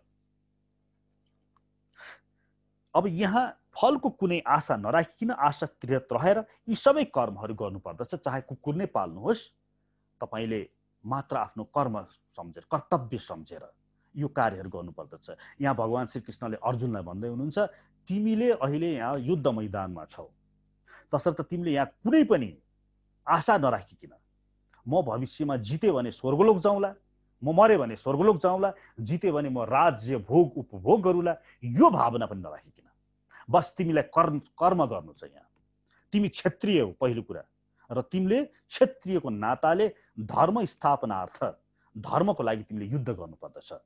अहिंसा परमो धर्म हो, सबैलाई थाहा छ। हाम्रो शास्त्रले भनेको छ हिंसा गर्नु हुँदैन, तर शास्त्रले तुरुन्तै त्यही श्लोकको पछाडि भन्दछ धर्म हिंसा तथैव च, अर्थात् धर्म रक्षार्थ तपाईँले हिंसा पनि गर्नुपर्दछ। मानौ तपाईँ बाटोमा हिँड्दै जानुभयो, बाटोमा हिँड्दै जाँदाखेरि एकजना व्यक्तिले मानौ अपराध गर्दैछ, मानौ बलात्कार गर्दैछ अथवा गाईलाई पिट्दैछ भने तपाईँले त्यहाँ गएर त्यस व्यक्तिलाई रोक्ने तपाईँको कर्तव्य हो। किनभने त्यहाँ हिंसा गर्नु परे पनि हिंसै गर्नुपर्दछ तपाईँले, किनभने धर्म रक्षार्थको लागि तपाईँले हिंसा गर्नु परे पनि हिंसा गर्न अगाडि उत्रिनु पर्दछ। निर्धारित गरिएका कर्तव्य कर्मको त्याग कहिले पनि गर्नु हुँदैन। यदि कसैले मोहमा परेर आफ्नो कर्मको त्याग गर्दछ भने त्यस्तो त्यागलाई तामसी त्याग भनेर भनिन्छ। अब त्याग त त्याग, हामी यहाँ त्याग गर्न आएका हौँ भौतिक कर्महरूको, भौतिक वस्तुहरूप्रति आसक्त नहुने, आफ्नो पति पत्नी पुत्र गृह आदिप्रति अनासक्त रहने। अनासक्त रहनु भन्ने बित्तिकै त्यागै त हो। तर यो त्यागहरू जति तपाईँहरूले गर्नुहुन्छ, हामीले शास्त्रमा अथवा यहाँ गर्छौँ, यो त्याग मोहमा परेर गर्नु हुँदैन। भगवानले भन्नुहुन्छ निर्धारित गरिएका कर्तव्य कर्मको त्याग कहिले पनि गर्नु हुँदैन। मानौ तपाईँ वैष्णव हुनुभयो भने तपाईँ गृहस्थमा पनि हुनुहुन्छ। अब यो अवस्थामा भगवानले भन्नुहुन्छ तपाईलाई गृहस्थमा भइसकेपछि गृहस्थ धर्म तपाईले निर्वाह गर्नु नै पर्दछ। तपाईले आफ्नो पत्नी पुत्र आदि तपाईको पाल्ने, तपाईमाथि काँधमा आइपरेको छ भने त्यो तपाईको कर्तव्य हो। त्यसमा कुनै आश नराखिकिन बाउ भइसकेपछि यो गरिदिने। आजकल बाउहरू पनि ठुलो भएपछि आफ्नो छोराछोरीहरूलाई तँलाई मैले पालिन, तँलाई मैले हुर्काएँ, तँलाई मलाई ठुलो बनाएँ भन्ने अहमता देखाउँदछन्। त्यो कुनै अहमता गर्नु पनि जरुरत छैन। पुत्र जन्माइसकेपछि त्यसलाई पाल्ने, त्यसलाई ठुलो बनाउने, त्यसलाई हुर्काउने त्यो उसको कर्म हो। दाँत माझ्नु तपाईको कर्म हो। कसैले मैले दाँत माझे बिहान भन्दै फुर्ती देखाउँदै त आउँदैन।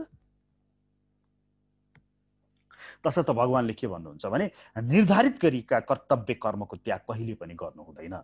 चाहे तपाईँ जुनसुकै आश्रममा होस्, तपाईँ ब्रह्मचर्यमा हुनुहुन्छ, तपाईको मूल कर्म स्वाध्याय हो। अब तपाईले ब्रह्मचर्यमा बसिसकेपछि म स्वाध्याय त्याग गर्दछु भनेर गर्न पाउनुहुन्न। त्यसै गरिकन गृहस्थमा तपाईको मूल कर्म भनेको मातापिताको सेवा, तपाईको राष्ट्रको सेवा, पुत्र पुत्रीको सेवा, यो सेवा हो। अनासक्त रहेर उहाँहरूको सेवा गर्नु तपाईको कर्तव्य हो। कुनै आश नराखिकिन कर्तव्य मात्रले लोतपोत भएर यो गर्नु तपाईको कर्तव्य हो। त्यस्तै गरिकन सन्यासमा पुगिसकेपछि भगवानको सेवा गर्नु नै तपाईको कर्तव्य हो। र यसरी निर्धारित गरेका कर्तव्य कर्महरूको त्याग कहिले पनि गर्नु हुँदैन। यदि कसैले मोहमा परेर आफ्नो कर्मको त्याग गर्दछ भने त्यस्तो त्यागलाई तामसी त्याग भनेर भनिन्छ। जसले शारीरिक कष्टको डरले आफ्नो निर्धारित कर्मलाई दुःखमय ठानेर त्याग गर्दछ त्यस्तो त्यागलाई रजोगुणी त्याग भनेर भनिन्छ। त्यस्तो कर्मले मानिसलाई कहिल्यै त्यागको उचाइमा पुर्याउँदैन। यहाँ दुःख कष्टको कर्म कारणले पनि त्याग गर्ने धेरै व्यक्तित्वहरू छन्।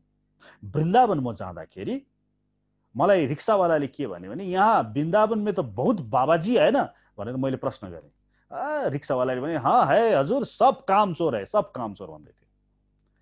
अर्थात् भन्नु खोजे के भनेदेखि त काम गर्न मन लागेन, अब वृन्दावन गएपछि खान पाइहालिन्छ, यता गयो उता गयो अनि भण्डारा भइ नै रहेको हुन्छ, अनि यता खायो पेट भर्यो अनि अलिअलि भगवानको नाम जप गर्यो अनि फेरि यसरी भगवानप्रति उसको मूल आशय छैन। भगवानले भन्नुभएको छ सर्वधर्मान परित्याज्य भनेर, सबै छोडेर मेरो शरणमा आइज त भन्नुभयो। तर यसको मतलब यो होइन कि तपाईको मनमा भगवानप्रति पूर्ण प्रेम नै उदाएको छैन। तपाई चाहिँ नि बस दुःख कष्ट शारीरिक कष्टबाट बस्नको लागि आफ्नो निर्धारित कर्महरू छोडेर कति नै सर्वधर्मान परित्याज्य गरेको झैं देखाएर भगवानको शरणमा गए भनेर देखाउनको लागि, त्यस्तै छातीभित्र पनि त त्यही भाव हुनु पर्यो नि। त्यसैले भगवानले भन्नुहुन्छ कि यो दुःख कष्ट लाग्छ भनेर फ्रीमा खान पाइन्छ अथवा कामै गर्नु परेन, अफिसै जानु परेन, व्यापार व्यवसाय गर्नु परेन भनेदेखि त छोरी पाल्नै परेन भन्दा उसलाई आनन्द भयो, शारीरिक कष्ट नै भएन। अनि यतापट्टि चाहिँ म भक्त भएको नाटक गर्यो अनि त्यसपछि आफ्नो सब चिज छोडेर त्यतातिर लाग्नु, यो त्याग पनि नगर्न भगवानले स्पष्ट निर्देशन दिएका छन्। यहाँ त म यतिसम्म देखेको छु कि कोही डाक्टर पास गरिसकेको छ, डाक्टर भइसकेको छ, इन्जिनियर भइसकेको छ, उसले आफ्नो इन्जिनियर विधा नै प्रयोग गर्दैन, उसले डाक्टरी नै छोडिदिन्छ र कति नै चाहिँ नि सबै त्याग गरेको चाहिँ गरेर भगवानको सेवा गर्न भनेर ऊ तत्पर भएको देख्दछु। हो, उसले यदि साँच्चै नै त्यागमा आरूढ छ, उसको छाती च्यातेर हेर्दाखेरि हनुमानजीले छाती देखाएको चाहिँ त्यहाँभित्र राम राम राम राम छ भने उसले त्यसो गर्न सुहाउँदछ। तर अवश्य पनि त्यो त छैन होला यो कलियुगी जीवलाई, उसले दुःख कष्टको कारणले नै यसो गरिरहेको होला। तसर्थ यदि इन्जिनियर हुनुहुन्छ भने इन्जिनियरिङ सेवा गरेर यो संसारलाई सेवा गर्नुपर्दछ, किनभने यो संसार पनि भगवान श्रीकृष्णकै सेवा हो, यो भगवान श्रीकृष्णकै विराट स्वरूप हो। यदि डाक्टर हुनुहुन्छ भने यस संसारको डाक्टरी भनेर सेवा गर्नुहोस्, किनभने प्रत्येक व्यक्तिको हृदयमा परमात्मा स्वरूपमा भगवान श्रीकृष्ण नै बस्नु भएको छ।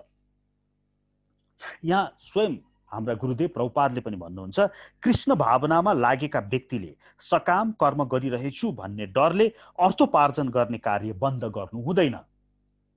मानिसले काम गरेर कमाएको पैसा कृष्ण भावनामा बरु ऊ लगाउन सक्दछ। यसरी कामै गर्न छोड्दिनु, युवा हुनुहुन्छ तर भगवानमा लागेको भनेर कामै गर्न छोड्दिनु, यो कार्य नगर्न स्वयं प्रभुपादले पनि निर्देशन दिनुभएको छ। हे अर्जुन, जसले गर्नुपर्ने कर्तव्य मात्र ठानेर आफ्ना निर्धारित कर्महरू गर्दछ र सबै प्रकारका फलको आसक्ति तथा सांसारिक संगतिलाई त्यागिदिन्छ त्यस्तो त्यागलाई सात्विक त्याग भनिन्छ। जसले गर्नुपर्ने कर्तव्य मात्र ठानेर, एउटा कुरा यहाँ स्पष्ट हेर्नुहोस्, कर्तव्य मात्र ठानेर भगवान श्रीकृष्णले स्पष्ट यहाँ के दिनुभएको छ भने कर्तव्य ठानेर काम गरे। संसारमा तपाईँ अफिस जानुहुन्छ भने म यसो गर्छु, म उसो गर्छु, म यस्तो कमाउँछु, यो भाव लिएर होइन।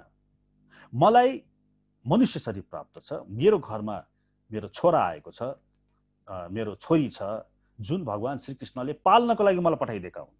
यो विश्व ब्रह्माण्डमा म भगवान श्रीकृष्णको नोकरी गरिरहेको छु, यो मृत्युलोकमा म भगवान कृष्णको नोकरी गरिरहेको छु। माताजीहरूले पनि आफ्नो पतिको सेवा भान्सामा पकाउनुहुन्छ, मैले यिनीहरूलाई कति पकाएर खुवाउने भन्ने कृपया नसोचिदिनु होला। किनभने तपाईँ विवाह गरेर गइसकेपछि आफ्नो पतिलाई, आफ्नो छोराछोरीलाई पकाएर खुवाउने तपाईँको कर्तव्य हो। त्यस्तै गरिकन पतिले पनि बाहिर गएर धन लिएर आएर श्रीमतीलाई, छोराछोरीलाई दिने सम्पूर्ण आवश्यकताहरू पूर्ति गरिदिने उसको कर्तव्य हो। त्यतिको मात्र होइन, सम्पूर्ण घरको फ्यामिलीको कर्तव्य हो राष्ट्रलाई सहयोग गर्ने। यसरी कर्तव्य मात्र मानेर कर्म गर्ने हो। त्योभन्दा बढ्ता सोचेर प्रगतिको नाममा इन्द्रिय तृप्तिको लागि, मूलतः इन्द्रिय तृप्ति, आफ्नो आँखालाई, आफ्नो नाकलाई, आफ्नो जिह्वालाई, आफ्नो कानलाई, आफ्नो इन्द्रियहरूलाई आवश्यकता भन्दा बढ्ती, चाहिने भन्दा बढी तृप्त गराउन खोज्ने र यही मनसायले धनलाई सोहोर्दै जाने। ब्याङ्कमा करोड छ भने 10 करोड, 10 करोड छ भने 20 करोड, 50 करोड पुर्याउन खोज्ने यो वृत्तिलाई हाम्रो वैदिक सनातन धर्मले अस्वीकार गर्दछ। अगाडि भगवानले भन्नुहुन्छ, सतोगुणमा अवस्थित बुद्धिमानी त्यागी व्यक्ति न अशुभ कर्मलाई घृणा गर्दछ न शुभ कर्मप्रति आसक्त हुन्छ। त्यस्तो व्यक्ति कर्मका विषयमा संशय रहित हुन्छ।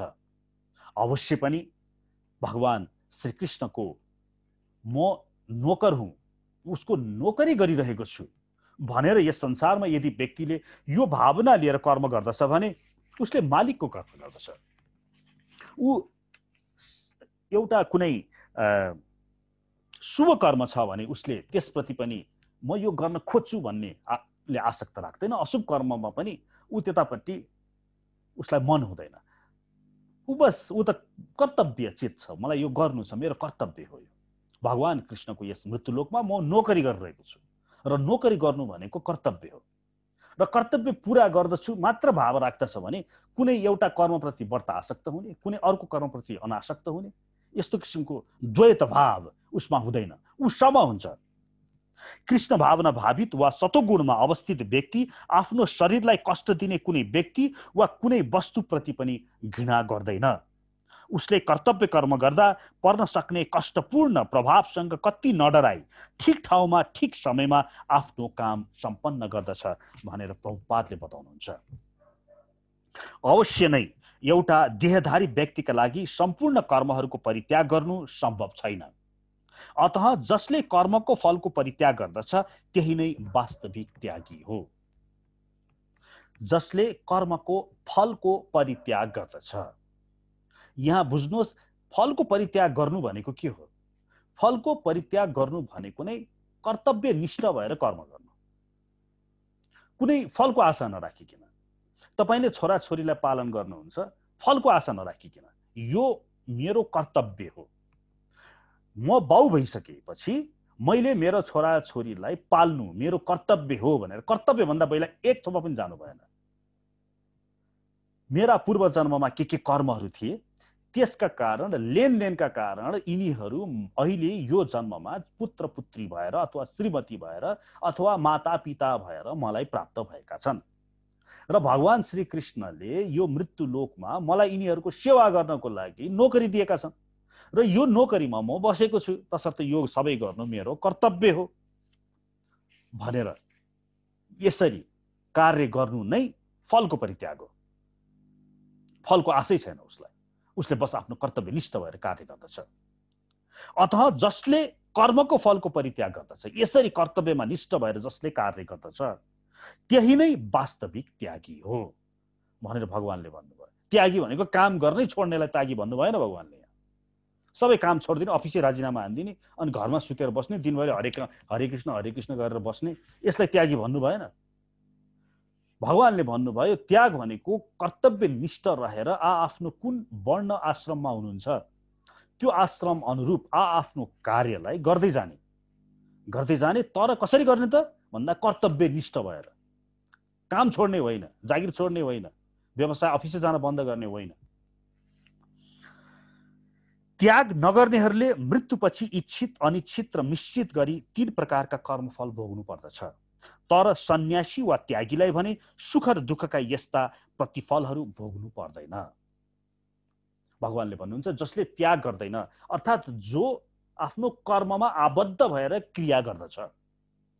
जस्तो भनौँ तपाईले म श्रीकृष्णको प्रतिनिधि हुँ र म यस मृत्युलोकमा कृष्णको नोकरी गर्दैछु, मेरा पुत्र पुत्रीहरूलाई सेवा गर्नु मेरो कर्म हो, यो भावलाई लिएर आफ्नो सबैको सेवा गर्नुहुन्छ एउटा व्यक्ति यो भयो। अब एउटा अहिले संसारको व्यक्तिहरू हेर्नुहोस्, संसारका व्यक्तिहरूले कसरी सोच्छन्, यो केही पनि सोच्दैनन्, यो मेरो स्वास्नी हो, यो मेरो लोग्ने हो, यसले मलाई मैले काम गरिदिए बाबत यसले मलाई यो रिटर्न दिनुपर्छ। अथवा छोराछोरीले पनि मैले पाल्दिया छु यिनीहरूलाई, कति नै ठुलो भयङ्कर ठुलो चाहिँ नि उसले चाहिँ गरिदिया जस्तो गरेर छोराले पनि भोलि ठुलो भएपछि मलाई इज एक्सपेक्टिङ रिटर्न ब्याक, के रिटर्न चाहिँ नि मैले पाउँछु। त्यस्तै गरिकन राष्ट्रलाई मैले सेवा गरेपछि राष्ट्रले पनि मलाई केही गरोस्। अब यस्तो भाव लिएर ममत्व लिएर मेरो घर हो, मेरो पुत्र हो, मेरो छोरा हो, यसरी कार्य गर्ने बित्तिकै के हुन्छ भने भगवानले के हुन्छ, त्यो व्यक्तिहरू बाँधिन्छ। अब तपाईले यस्तो भावना लिएर मेरो भनेर दानै गरे भनेदेखि त पनि त्यो पुण्य चाहिँ तपाईले भोग्नु पर्ने हुन्छ। तपाईले यस्तो भावना लिएर आफ्नो छोरालाई गर्नुपर्ने निर्दिष्ट कर्म गर्नु भएन। मानौ तपाईँ पिता हो, छोरालाई राम्रो स्कुलमा विद्यालयमा पठाएर उसलाई पढाइदिनु पर्ने थियो, तर तपाईले पढाइदिनु भएन भने तपाईले त्यो भोग लिनु भयो, तपाईले त्यसको चाहिँ भार लिनुपर्ने हुन्छ। यसरी तपाईलाई स्वर्ग नरक आफ्नो कर्तव्यदेखि विमुख भएको कारणले मात्र जानुपर्ने हुन्छ। त्यसरी तपाईले इच्छित, अनिच्छित वा मिश्रित गरी 3 प्रकारका कर्मफल तपाईले भोग्नुपर्ने हुन्छ, नियतिले तपाईलाई भोगाउँछ। तर जसले यो आफ्नो कर्तव्यमा निष्ठा राखेर फललाई त्याग गरेर कार्य गर्यो, यो संसारमा म कृष्णको नोकरी गर्दैछु भन्ने भाव लिएर आफ्नो समस्तको सेवा गर्यो, अब त्यो व्यक्तिलाई उसले कुनै पनि फल भोग्नु पर्दैन। यसलाई भनिन्छ गुणातीतको अवस्था। ऊ कुनै पनि गुणमा पर्नु पर्दैन। उसलाई न स्वर्गको लागि उसले पुण्य लियो, न नरक जानको लागि उसले पाप कर्म लियो। एउटा कुरा स्पष्ट रहोस्, पुण्य गर्नु पनि हाम्रो भागवत धर्मले निर्दिष्ट गरे, निषेध गरेको छ। पुण्य कर्म पनि बाँधिनु हुँदैन।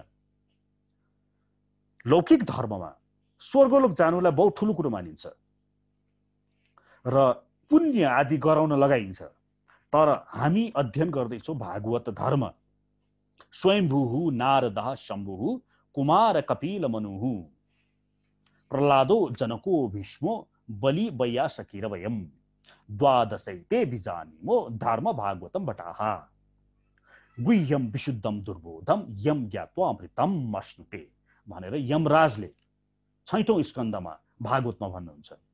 अर्थात् यसको अर्थ हुन्छ स्वयंभू मनु महाराज, स्वयंभू नारद र भगवान शिवजी, बलि महाराज, सुखदेव गोस्वामी, यमराज, प्रह्लाद, जनक, भीष्म महाराज, कुमार कपिल र मनु, यति 12 जनालाई यो भागवत धर्म भनेको के हो भन्ने कुरा थाहा छ अरे। यो गुह्य, यो भागवत धर्म जसले व्यक्तिलाई यस मृत्यु चक्करबाट टाढा पुर्याउँदछ, मृत्यु चक्रमा आउनु नपर्ने बनाउँदछ, यति व्यक्तिलाई मात्र थाहा छ भनेर यमराजले भन्नुहुन्छ। र यो भागवत धर्मको बारेमा हामी छौँ यहाँ अहिले, हामी यहीको चर्चा गर्दैछौँ।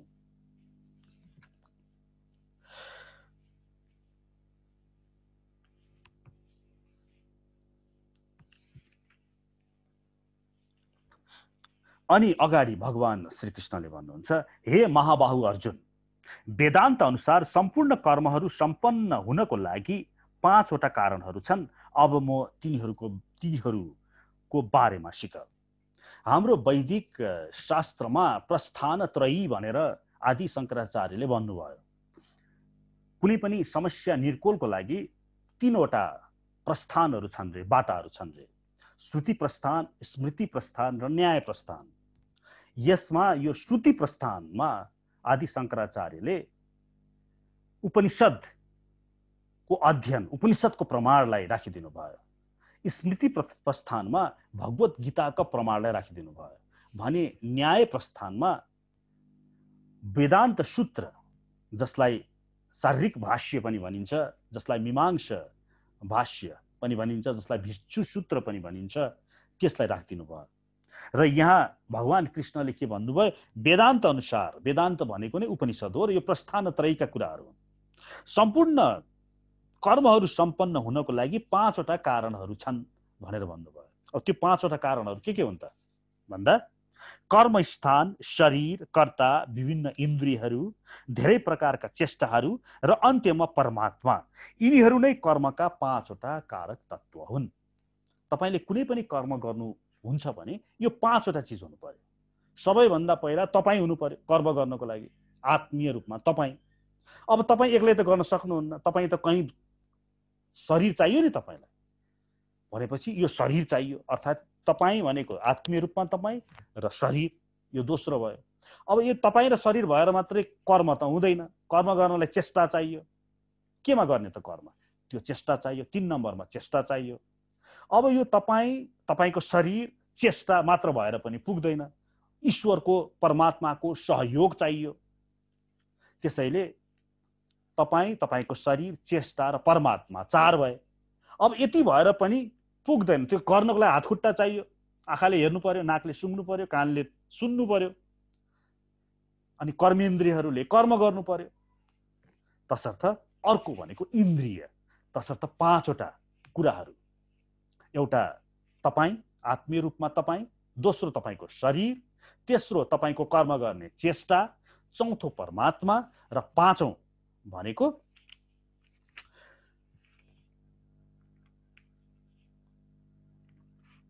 तपाईका इन्द्रियहरू, 10 वटा इन्द्रियहरू मनसहित 11।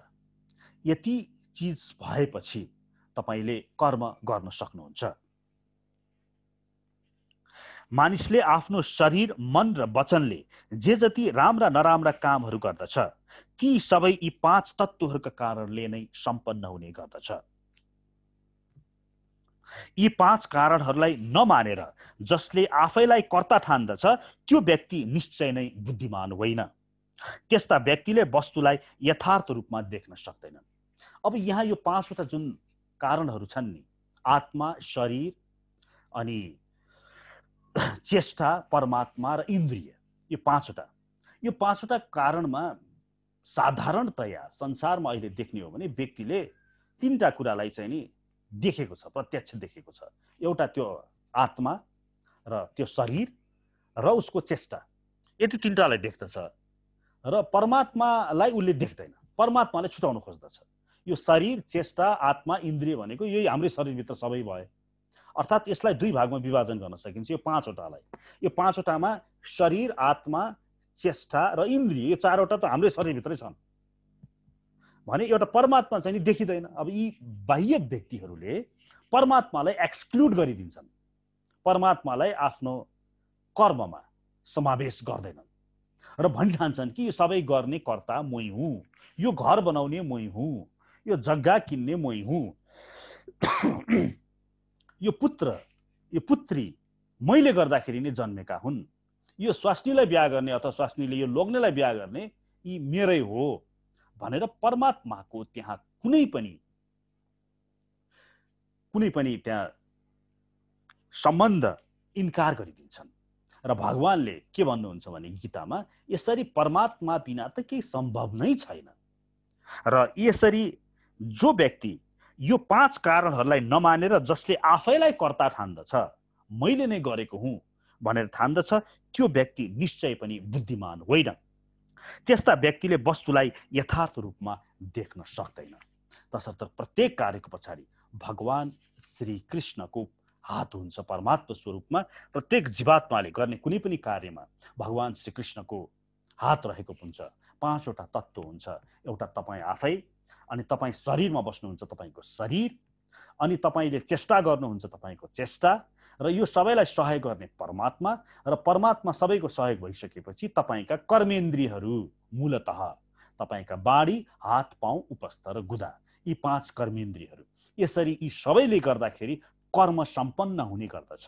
तपाईँ एक्लैले मैले घर बनाएको हुँ भनेर आफैलाई कर्ता ठान्नु बुद्धिमान होइन भनेर भगवान श्रीकृष्णले यो श्लोकमा भन्नुहुन्छ।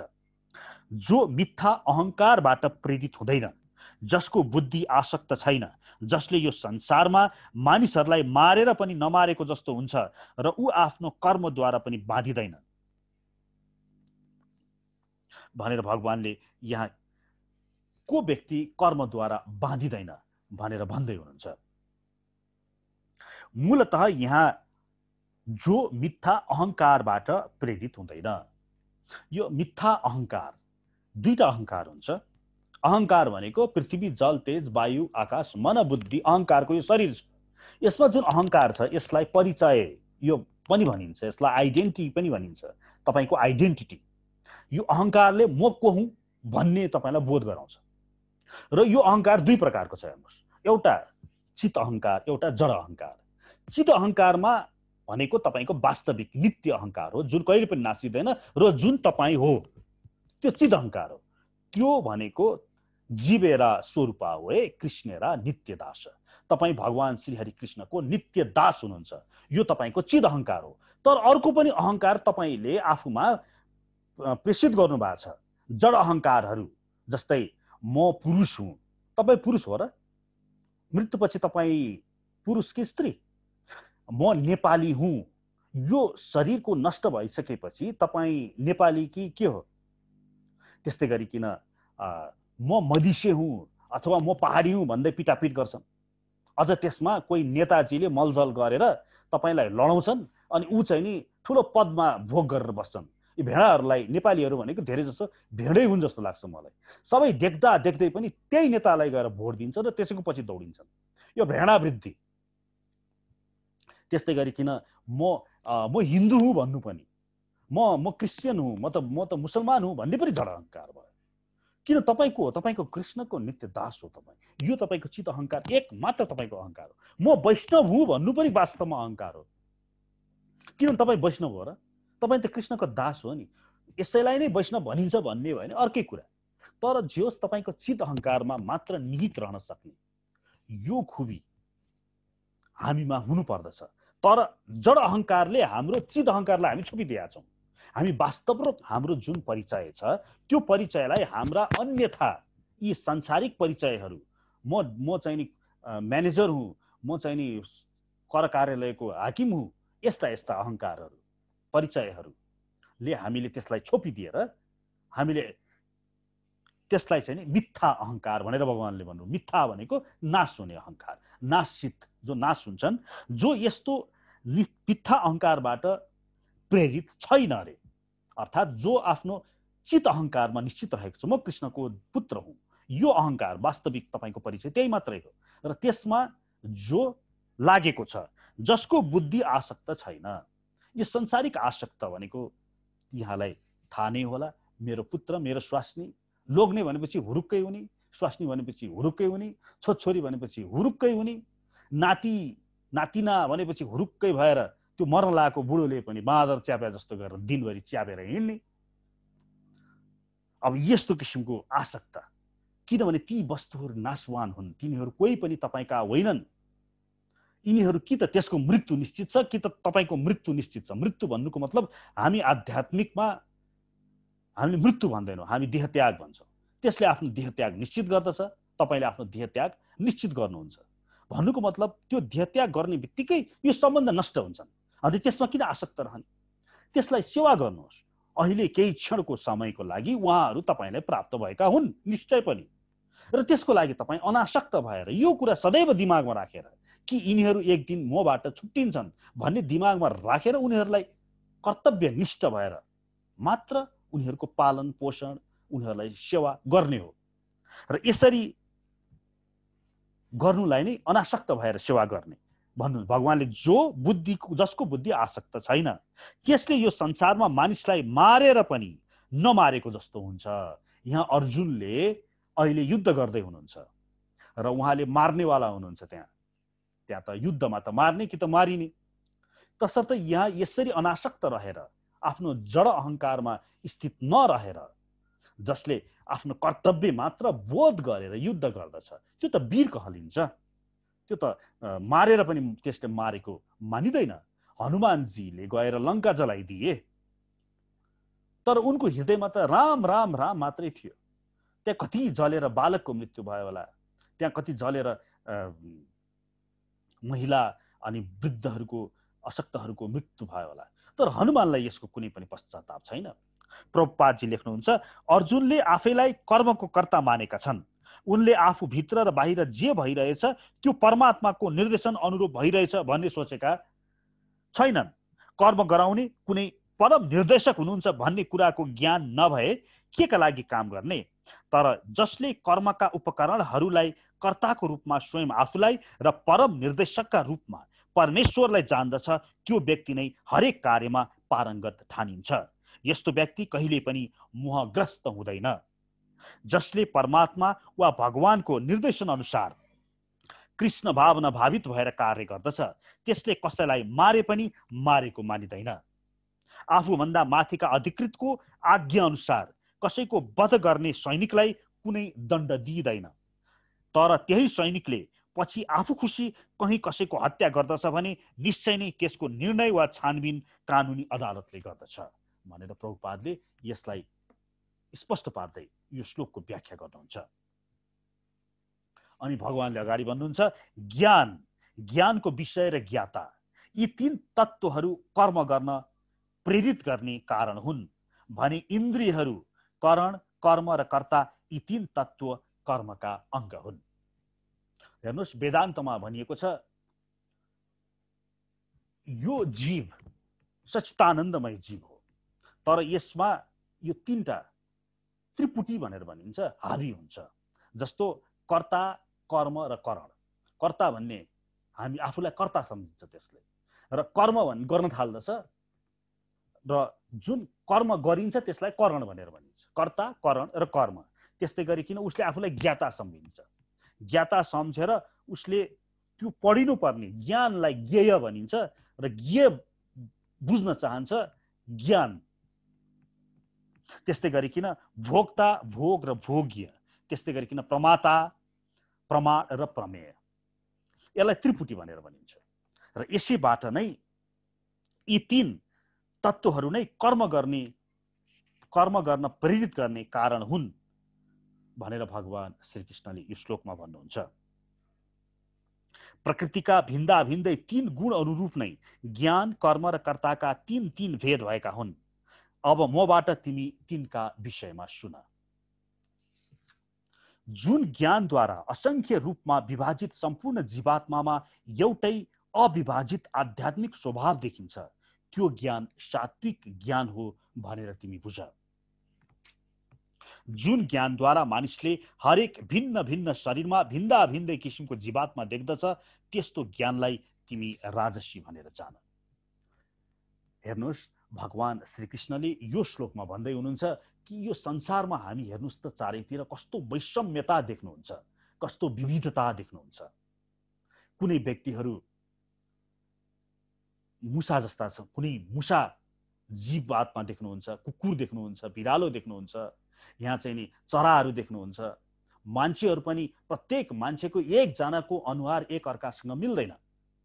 यस्तो वैषम्यता तपाईँले चारैतिर देख्नुहुन्छ। तर भगवान श्रीकृष्णले के भन्नुहुन्छ भने त्यो त त्यसले कर्म अनुरूप पाएको शरीरहरू हो। कसैले कुकुरको शरीर प्राप्त गरेको छ, कसैले बिरालोको शरीर प्राप्त गरेको छ। तपाईँले अहिले मनुष्य शरीर प्राप्त गर्नुभएको छ, कसैले मनुष्य शरीरमा पनि स्त्री शरीरभित्र हुनुहुन्छ होला, तपाईँ कोही पुरुष शरीरभित्र हुनुहुन्छ होला। अनि यो हेर्ने, यो संसारलाई जुन हेर्ने नजर छ, यो सतौगुणी मान्छेले कसरी हेर्छ, एउटा साधु सन्तले, एउटा विद्वान व्यक्तिले कसरी हेर्दछ भने यो सबै यी व्यक्तिहरूले पाएको शरीर हुन्, उसको पूर्व कर्मानुसार उसले पाएको शरीर हो। तर भित्र रूपमा जुन आत्मीय स्वरूपमा छ त्यसमा त्यसले भेद देख्दैन। चाहे कुकुरमा हेर्दछ उसले त्यही सच्चिदानन्दमय आत्मा, जुन भगवान श्रीकृष्ण सच्चित आनन्दमय हुनुहुन्छ, त्यही त्यो आत्माको स्वरूप पनि सच्चिदानन्दमय नै देख्दछ त्यसले। र कुकुरमा पनि आत्माको शरीर, त्यो आत्माको स्वभाव सच्चिदानन्दमय देख्दछ। त्यसले बिरालोमा पनि त्यही आत्मा देख्दछ, सच्चिदानन्दमय। तर त्यो किन त्यसले बिरालोको शरीर पायो भन्दा त्यसले आफ्नो कर्म नै त्यस्तै गर्यो अनि मात्र बिरालो भएको भनेर। यसरी जताततै त्यही श्रीकृष्णको स्वरूप मामै वांशो जीवलोके जीवभूतः सनातनः। त्यही श्रीकृष्णकै अंश म हुँ भनेर भगवानले मेरो अंश हुन् भनेर जुन भनिसक्नु भयो गीताको 15औं अध्यायको 7औं श्लोकमा, त्यही अनुरूप जताततै श्रीकृष्णको अंश देख्दछ। त्यस्तो आँखालाई सतोगुणी आँखा, सतोगुणी व्यक्तित्व त्यस्ता व्यक्तिहरूलाई भनेर भगवानले भन्नुभयो भने ती व्यक्तिहरू जसले जस्ताको तस्तै देखेका छन्, यो कुकुर हो, यो बिरालो हो, अनि यो चाहिँ नि मान्छे हो, यो हात्ती हो, यो सुँगुर हो भनेर जसले देखेको छ, जुन ज्ञानद्वारा मानिसले हरेक भिन्न शरीरमा भिन्दा भिन्दै किसिमको जीवात्मा देख्दछ, त्यस्तो ज्ञानलाई तिमी राजसी ज्ञान भनेर मान। भने यदि मानिस सत्यको जानकारी बिना एकै प्रकारको अति तुच्छ कार्यलाई नै सबै कुरा भनेर त्यसैमा आसक्त भएको हुन्छ भने त्यस्तो ज्ञानलाई तिमी तामसी मान। भन्दाखेरि यहाँ भगवानले भन्नुहुन्छ सामान्य मानिसको ज्ञान सधैँ तामसी र तमोगुणी हुन्छ भने, किनभने बद्ध जीवनमा रहने प्रत्येक जीवात्माको जन्म तमोगुणमा नै हुने गर्दछ, जसले आचार्यहरू वा शास्त्रका उपदेशबाट आफ्नो ज्ञानको विकास गर्दैन, त्यसको ज्ञान शरीरमा मात्र सीमित रहन्छ। उसमा शास्त्रहरूका निर्देशन अनुरूप कार्य गर्ने मानसिकता हुँदैन। त्यस्ता व्यक्तिका लागि भगवान नै पैसा हो र ज्ञानको अर्थ शारीरिक आवश्यकताको सन्तुष्टि मात्र हो। यस्तो ज्ञानको परम सत्यसँग कुनै सरोकार नै हुँदैन। अर्थात् त्यस्ता व्यक्तिहरू जसले जे देखेको छ त्यसैलाई नै सत्य मानेको छ, जुन गुणमा त्यो आच्छादित भएको छ त्यही गुणले दिए त्यसलाई सिकायो, त्यही नै सत्य देखेको छ। त्यस्ता व्यक्तिहरू उसले आफ्नो शरीरलाई यही शरीर नै म हुँ भन्न ठानेको हुन्छ। यो शरीरभित्र आत्मा छ अनि त्यो वस्तुको शरीरभित्र पनि आत्मा छ, त्यस्तो केही बुझेको हुँदैन। म यो हुँ, यही हुँ। उसले कहिले पनि मनन गर्न सक्ने उसको सामर्थ्यता हुँदैन कि मैले यो मेरो आँखाले संसार निहालिरहेको छु, यो शक्ति संसार हेर्न सक्ने शक्ति कसले दियो, यो नाकले सुन्न सक्ने शक्ति कसले दियो, यो दिमागमा तर्क वितर्क गर्न सक्ने शक्ति कसले दियो। त्यसले केही पनि सोच्दैन। यो बस उसले हेर्छ, आँखाले ए हेर्यो हेर्यो, उसले त्यो बाहेकलाई हेर्यो सक्यो, नाकले सुँगिदियो सक्यो, दिमागले तर्क गरिदियो सक्यो, उसले खाइदियो, खाएर पचायो अनि खाएपछि मिठो लाग्यो, त्यही स्वाद दिनको लागि नै त्यसको जन्म भएको छ र सबै जनावरलाई त्यही दृष्टिले त्यसले हेर्दछ, त्यो अर्कै हो, त्यो अर्कै हो। यस्तो किसिमको विचार, यस्तो किसिमको व्यक्तित्व जसमा चाहिँ त्यसलाई तमोगुणी भनेर भगवानले नामाकरण गर्नुभयो।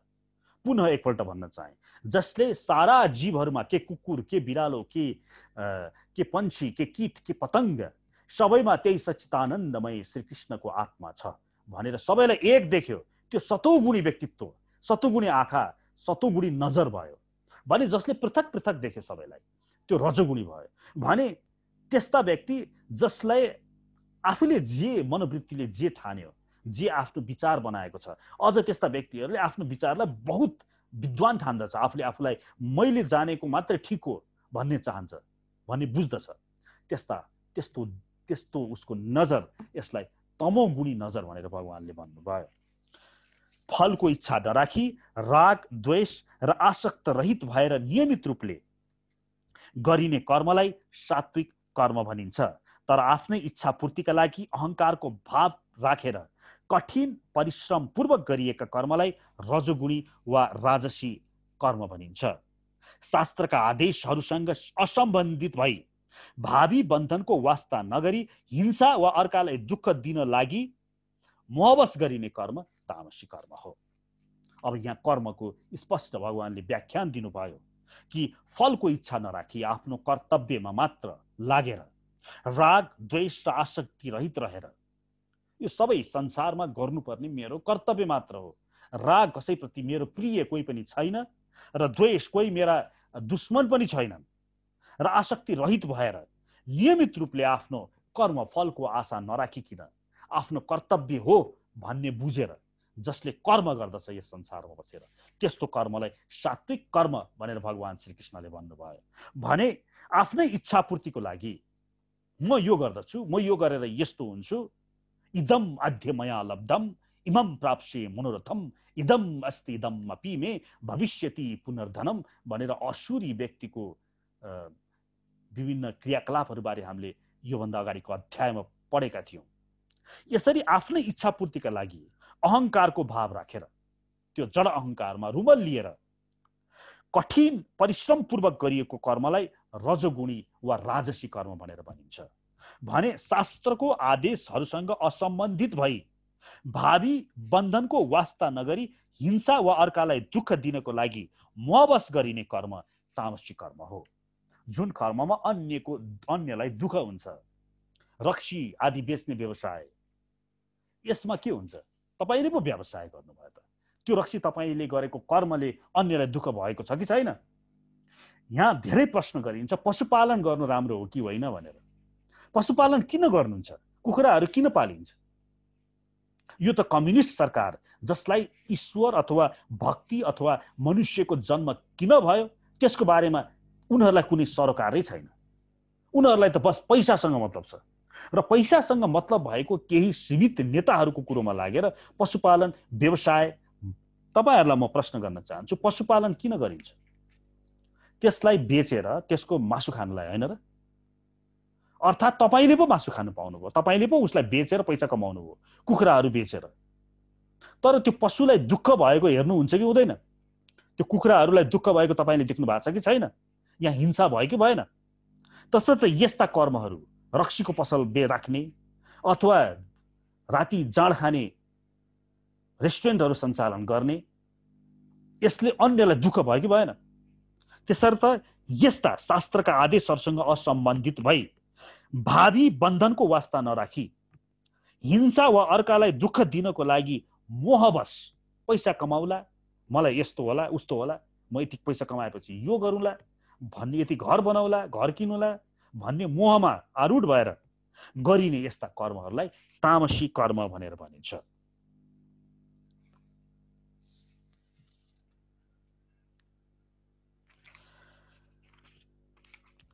हाम्रो निर्धारित समय यही समाप्त भइसकेको छ।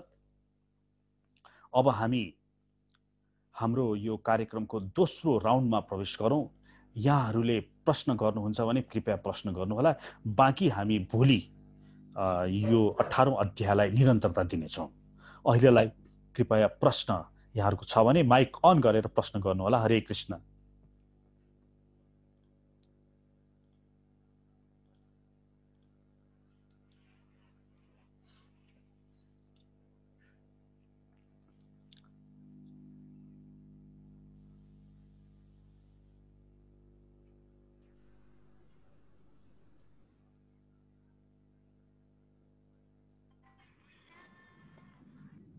हरे कृष्ण प्रभुजी, दण्डवत प्रणाम। हरे कृष्ण, दण्ड प्रणाम प्रभुजी। प्रभुजी, यो सन्यास कली युगमा सन्यास वर्जित छ भनेर पनि भनिन्छ र फेरि अहिले विभिन्न हाम्रो स्वामी महाराजहरू सन्यासकै अवस्थामा हुनुहुन्छ हैन? जस्तो जयपटकका स्वामी महाराज, हाम्रो भक्ति के अरे महाविष्णु स्वामी महाराज लगायत अस्ति भक्ति चारु स्वामी महाराजहरू, उहाँहरू सन्यास आश्रममै हुनुहुन्छ हैन र? हरे कृष्ण। हजुर, हरे कृष्ण। यसको बारेमा आज अघि बिहान पनि मैले भनेको थिएँ, सायद प्रभुजीले मिस गर्नुभयो कि अस्ति पनि कुरा भएको थियो।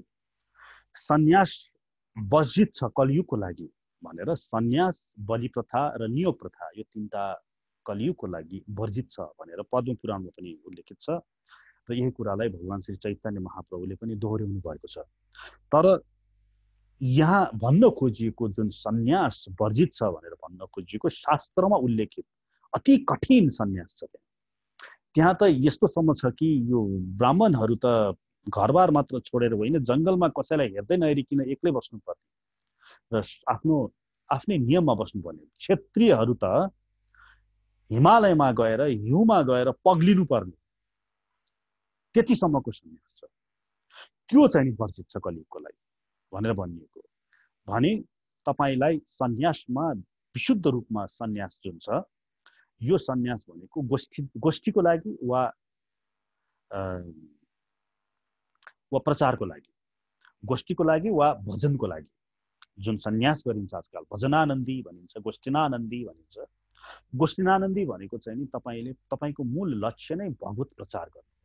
जसरी हाम्रो प्रभुपादले पनि सन्यास लिनुभयो, चैतन्य महाप्रभुले पनि सन्यास लिदिनु भयो। उहाँले भन्नुभयो तर लिनुभयो। कारण के भन्दाखेरि लक्ष्य के थियो त? लक्ष्य जगत हिताय, प्रचारको लागि। यसरी सन्यास लिँदाखेरि कुटीमा बस्ने, त्यसमा चाहिँ नि कलियुगे तरिकाले मान्छेहरूलाई उद्धार गर्नको लागि यो सन्यास आश्रम त्याग गरेर, आफ्नो समस्त सकाम कर्महरूको त्याग गरेर भगवानको भक्ति प्रचारको लागि गाउँ गाउँमा गएर, सहर सहरमा गएर व्यक्तिहरूलाई दीक्षा दिँदै अगाडि बढ्नु, यो अहिलेको कलियुगमा यो सन्यास लिइन्छ। र सन्यासको तपाईँ पनि सन्यास लिन सक्नुहुन्छ। र सन्यासको लागि सन्यासी गुरुबाट नै दीक्षा लिनुपर्दछ भने अगाडि जुन हरिनाम दीक्षा छ अथवा ब्राह्मण दीक्षा छ त्यो चाहिँ नि गृहस्थहरूसँग पनि लिन सक्नुहुन्छ। हरे कृष्ण।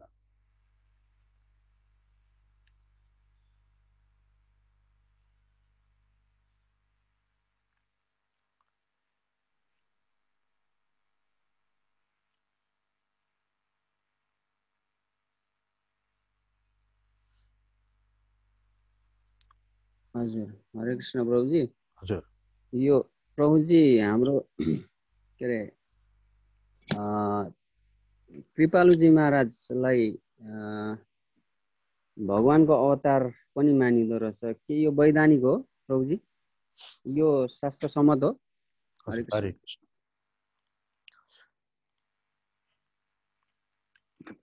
यसलाई यसरी बुझ्नुपर्छ। हाम्रो शास्त्र अनुसार गुरु र ब्रह्मा, गुरु र विष्णु, गुरु र देवो महेश्वर, गुरु र साक्षात परम ब्रह्म, तस्मै श्री गुरुवे नमः भनेर भनिएको छ। अर्थात् तपाईले आफ्नो गुरुलाई भगवान नै मान्नुपर्दछ। आफ्नो गुरुलाई भगवान नै मान्नुपर्दछ। भने कोही गुरुले आफूलाई भगवान हुँ भनेर भन्दछ भने त्यो भगवान होइन। He is not a God, he is a dog भनेर हाम्रो आचार्यले भन्नुहुन्छ।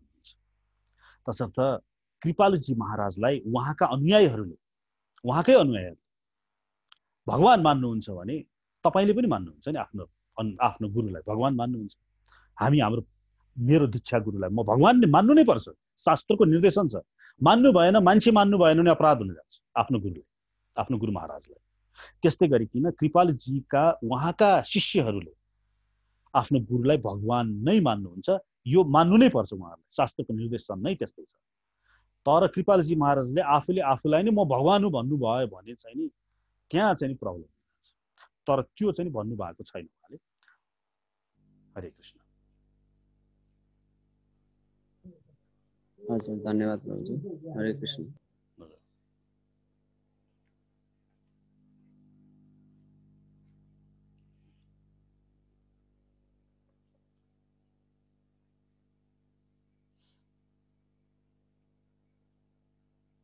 अरू पनि प्रश्न छ भने कृपया प्रश्न सोध्न सक्नुहुन्छ। आफ्नो माइक अन गरेर प्रश्न गर्नु होला, कुनै पनि प्रश्न।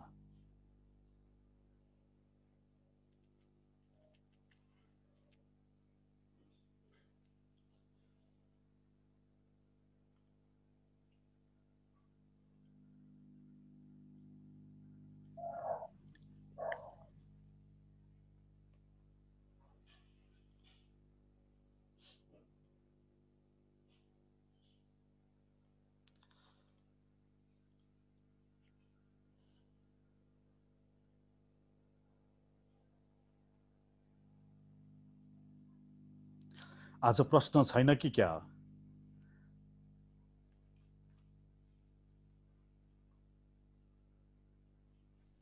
हरे कृष्ण प्रभुजी। हजुर, मेरो एउटा सानो जिज्ञासा छ। हजुर हजुर। जस्तै हामीले अब लोक कथाहरू, यो आध्यात्मिक सम्बन्धी भगवानका कृपाका कथाहरू धेरै सुन्ने गर्छौँ नि। जस्तै मैले एउटा कथा सुनेको, एउटा भगवान के मन्दिर अगाडि चाहिँ एउटा सुनको थाल खस्यो। अनि त्यहाँ आकाशवाणी के हो भन्दाखेरि जो शुद्ध भक्त छ, भगवानको एकदमै पवित्र हृदय, त्यसले चाहिँ स्वयं त्यो सुन्ने हुने, अरू छ भने तामा हुने। अनि त्यसलाई चाहिँ सबै पहिला पण्डितको मन्दिरको पुजारीदेखि सबैले छोए, कसैले छुँदा पनि त्यो तामा नै भयो। अन्तिममा एकजना मात्रै बाँकी भएछ, किसान त्यो बाटोमा हिँड्दै रहेछ। उसलाई गएर चाहिँ सबैले तपाईँ चाहिँ एकदम शुद्ध आत्मा भने तपाईँले छोयो भने सुन्नुहुन्छ भने उसलाई जबरजस्ती लिएर आएको छ। त्यो किसानले चाहिँ के भन्यो भन्दाखेरि आजसम्म मैले जीवनमा कहिले हरि कीर्तन पनि गरेको छैन, मन्दिर पनि गएको छैन, कसैलाई भोग लागेको छैन, केही पनि छैन, मैले हुँदैन होला भन्दै उहाँले यार त्यो थाल छुँदाखेरि सुनको नै थाल भएछ। त्यस खालका थुप्रै कथाहरू छन् नि।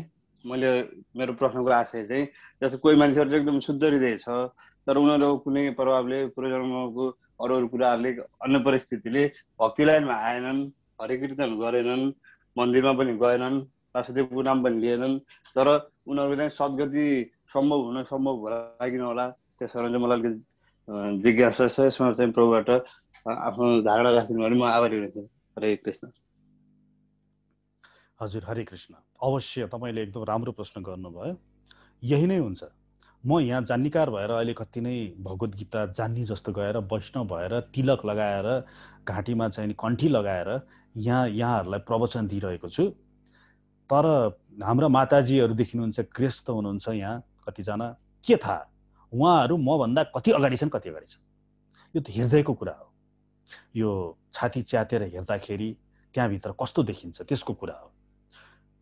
उदाहरणको लागि तपाईँ जानुहोस् ब्रज क्षेत्र। ब्रज क्षेत्र भनेपछि भगवान श्रीकृष्णले लीला गर्नुभएको वृन्दावन, बर्साना आदि क्षेत्र। अब त्यहाँ जानुभन्दा अगाडि कति नै हामी त एकदम भगवानको भक्त जस्तो भएर त्यहाँ जान्छौँ। तर एकचोटि ध्यान दिएर हेर्नुहोस् त ब्रज क्षेत्रमा कति चाहिँ त्यहाँ ब्रजवासीहरू चुरोट खाइरहेका पनि देखिन्छन्, अथवा मांसाहार गरेको त मैले खैर देखेको छैन। एउटा रक्सी खाएको ब्रजवासीलाई पनि देखेको थिएँ मैले। तर हामीलाई के निर्देशन छ भने, के बुझ्नु पर्दछ भने, ब्रजमा जन्म लिएको ब्रजवासी त के, त्यो बाँदर छ नि, बाँदर, त्यो बाँदरले पनि भगवान श्रीहरिको स्थानमा गएर जन्म लिने अवसर पाए। जबकि म भनेको चाहिँ नि धेरै पर काठमाडौँमा जन्म भयो भने त्यो बाँदर नै मभन्दा धेरै माथिका हो के वास्तवमा। अन्यको के कुरा। ब्रजमा गइसकेपछि वास्तविक भक्तहरू त खाली जुत्ता लगाएर हिँड्दैन, त्यो ढुङ्गालाई टेक्यो भनेदेखि त त्यो ढुङ्गा पनि के थाहा कसले, कुन देवताले त्यहाँ तपस्या गरेर ढुङ्गाको शरीरमा छ कि मेरो चरणले किल्चिन जान्छ कि भनेर। तसर्थ यो आध्यात्मिक क्षेत्र भनेको आँखाले देखेर हुने क्षेत्र होइन, कोही कुनै पनि स्थानमा हुन सक्दछ। त्यसैले भगवान श्री चैतन्य महाप्रभुले तीनटा नियम बताइदिनु भएको छ। तृणादपि सुनिचेन तरोपि सहिष्णुन अमानिन मानदेन कृतनीय सदारी। आफूले सधैँ तृण भन्दा पनि तुच्छ सम्झिनु। पहिलो तृण भनेको के हो भन्दा सुकेको घाँसको त्यान्द्रो। त्यो सुकेको घाँसको त्यान्द्रो भएर भन्दा पनि तुच्छ सम्झिनु आफूलाई, किनभने त भन्दा माथि सबैजना छन्। यस्तो किसिमको भाव राख्नु पर्दछ, नम्बर 1। नम्बर 2, तर्रो अपि सहिष्णु नारे, रुख जस्तो सहिष्णु हुनु। त्यो रुखलाई ढुङ्गाले हाने भनेदेखि त पनि त्यो रुखले फल दिन्छ। त्यो आफू तापमा सूर्यदेवको घाममा बसेर अन्य सबैलाई छाया दिन्छ भने अमानिन मान देन, मान कहिले पनि नलिनु भने अन्यलाई सबैलाई मान दिनु। यति तीनटा कुरा तपाईमा छ भने बल्ल तपाईले हरिको कीर्तन गर्न सक्नुहुन्छ। यो तीनटा किन भने होला नि त एकचोटि ध्यान दिएर मनन गर्नुहोस् त। तृणादपि भन्दा पनि तुच्छ आफूलाई किन सम्झिनु? के थाहा तपाईँ कति नै जान्निकार भएर शास्त्रको केही श्लोकहरू घोकेर, जस्तो मैले गरिरहेको छु, यो घोकेर आफूलाई कति नै जान्निकार भएर ठुलो वैष्णव सम्झेर के धुई ल्याउने, के धाक देखाउने? तपाईभन्दा अगाडि यहाँ कतिजना छन्, कतिजना छन्? हनुमानजी खुद आएर सुन्नुहुन्छ भनिन्छ।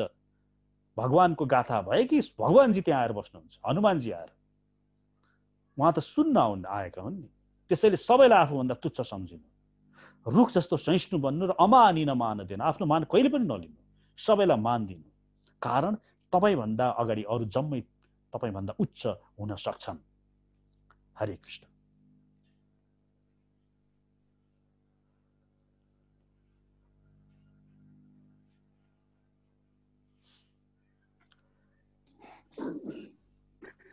हरे कृष्ण प्रभुजी।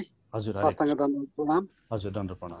आज प्रश्नहरू अलिकति कम कमै भइरहेछ जस्तो लाग्यो, म अलिकति सुन्दै थिएँ। प्रभुजी अब केही नपाएर म पनि सानो एउटा सोधिहालौँ भनेर किन अनुपस्थिति रहने भनेर यो के अरे के भने हिजो प्रभुजीले उल्लेख गर्नुभएको थियो कि यो नजानिकन अब हामीले जान त कुनै पाप गर्न कसैको हत्या त गर्दैनौँ। अब नजानिकन सास फेर्दा बाटोमा हिँड्दा यताउता गर्दा कुनै सामान यताउता गर्दा अब किरा फट्याएर नदेखिकन तिनीहरूको मर्न सक्छन्। त्यो पनि त एक किसिमले हाम्रो कारणले मर्यो भने हामीलाई केही त्यसको त दोष त लागिहाल्छ होइन प्रभुजीले भन्नुभएको होइन, दोष त लाग्छ। यो दोष मिटान गर्नको लागि नै मान्छेहरूले महिनामा अथवा क्वार्टरली 3 महिनामा एकचोटि त्यो रुद्री सत्यनारायण पूजाहरू गर्ने प्रायश्चित कर्म गर्ने भन्नुभयो। त्यो यसले के त त्यो अनुदानमा भएका ती हत्याहरू ती जीवहरूको ज्यान गएको कुराहरू एक किसिमले हामीलाई दोष लागेको भयो। अब त्यो रुद्री र सत्यनारायण गर्दाखेरि त्यो दोष मिटिने हो प्रभुजी त्यो? हजुर हजुर, हरे कृष्ण। यो भगवानले भन्नुहुन्छ माम उपेत्य दुःखालयम अशाश्वतम नाप्नुन्ति महात्मनः, अर्थात् दुःखालय यो संसारलाई दुःखको आलय भनेर भगवानले भन्नुभएको छ। जस्तो पुस्तक भएको ठाउँलाई पुस्तक आलय भनिन्छ, पुस्तकालय। त्यस्तै गरिकन दुःखै दुःख भएको ठाउँलाई दुःखालय भनिन्छ। यो संसार नै दुःखालय भइसकेपछि यहाँ चाहिँ नि अत्यन्त प्रकारको कष्टहरू छैन। तपाईँ हेर्नुहोस्, बाहिर बारीमा गएर हेर्नुहोस्, एउटा गणेउलालाई 100वटा कमिलाले टोकिरहेको हुन्छ। हेर्नुहोस् त, त्यो सबै तपाईँले पार गरेर आइसक्नु भएको छ। तपाईँले आजकल अझै जियोग्राफिक च्यानलहरू हेर्नुहोस्, कसरी जिउँदै त्यो कुकुरहरू, जङ्गली कुकुरहरूले त्यो जिउँदै हरिणलाई खान्छन्। यस्तो किसिमको दुःखालय छ। तपाईँ त मानव शरीर प्राप्त गरेर यहाँ बस्नु भएको छ, यो त तपाईँलाई भगवानको कृपा हो। के थाहा तपाईँ त्यो योनिमा पुग्नुहुन्छ र त्यस्तै गरिकन गडेउलालाई टोक्या जस्तै गरेर टोकाइ खानुहुन्छ कि? यो यस्तो किसिमको यो दुःखालय छ। र मनुष्य शरीरमा बस्दाखेरि तसर्थ असाध्यै होसियार भएर बस्नुपर्छ।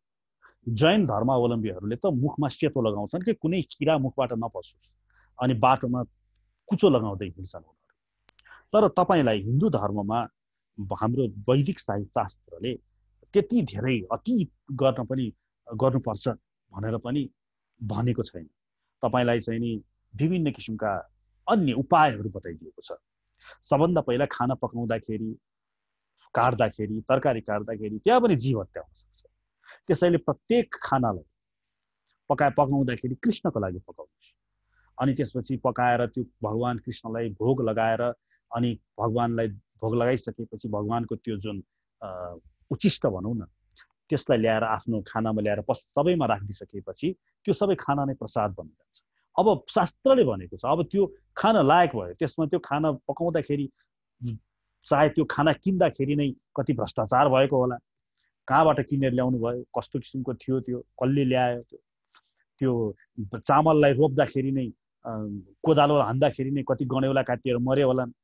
अब यो जम्मै त्यो तपाईँले प्रसादलाई चढाउने बित्तिकै त्यहाँ नाश हुन जान्छ भनेर शास्त्रले भनेको छ। त्यति मात्र होइन, हिँड्दाखेरि, सास फेर्दाखेरि कति किराहरू मर्छन्, त्यसको लागि प्रायश्चित कर्म गर्नु भनेर शास्त्रले भनेको छ। हामीले प्रायश्चित कर्म धेरै छन्। तपाईँको घरमा आउँछन्, बाहुनहरू आउँछन्, उहाँलाई सोध्नु होला। ब्राह्मणहरूले विभिन्न प्रायश्चित कर्म सस्तादेखि लिएर महँगा छन्, तपाईँलाई बताइदिनेछन्। जुन धेरै सस्ता पनि छन्। साधारण गोदान एउटा हुन्छ, त्यो 1 रुपियाँ राखेर गरिन्छ, त्यो पनि प्रायश्चित कर्म हो। हेर्नुहोस्, अब 1 रुपियाँ त गर्न सकिन्छ नि। अब त्यो ठुल्ठुलो रुद्री नै गर्न नसके पनि। अब त्यस्तै गरिकन अब जो हाम्रा भक्तहरू छन्, वैष्णव भक्तहरू छन्, उहाँहरू त हरे कृष्ण मन्त्र दिनको 16 माला, 32 माला, 64 माला जप गर्नुहुन्छ। उहाँहरूलाई त यसैबाट प्रायश्चित कर्म भइहाल्छ। यसरी प्रायश्चित कर्म गर्ने विधान चाहिँ नि शास्त्रले दिएको छ। सो अनुरूप गर्नुपर्दछ। यो कुनै पनि नगर्ने हो, न प्रायश्चित कर्म कुनै पनि गरिन्छ, न चाहिँ नि भगवानलाई चलाउँछ भने तिनीहरूले चाहिँ पाप खान्छन् र पाप क्रियामा लिप्त रहन्छन्। हरे कृष्ण। प्रभुजी अलिकति स्पष्टै पार्न खोज्छु म। यसमा चाहिँ अब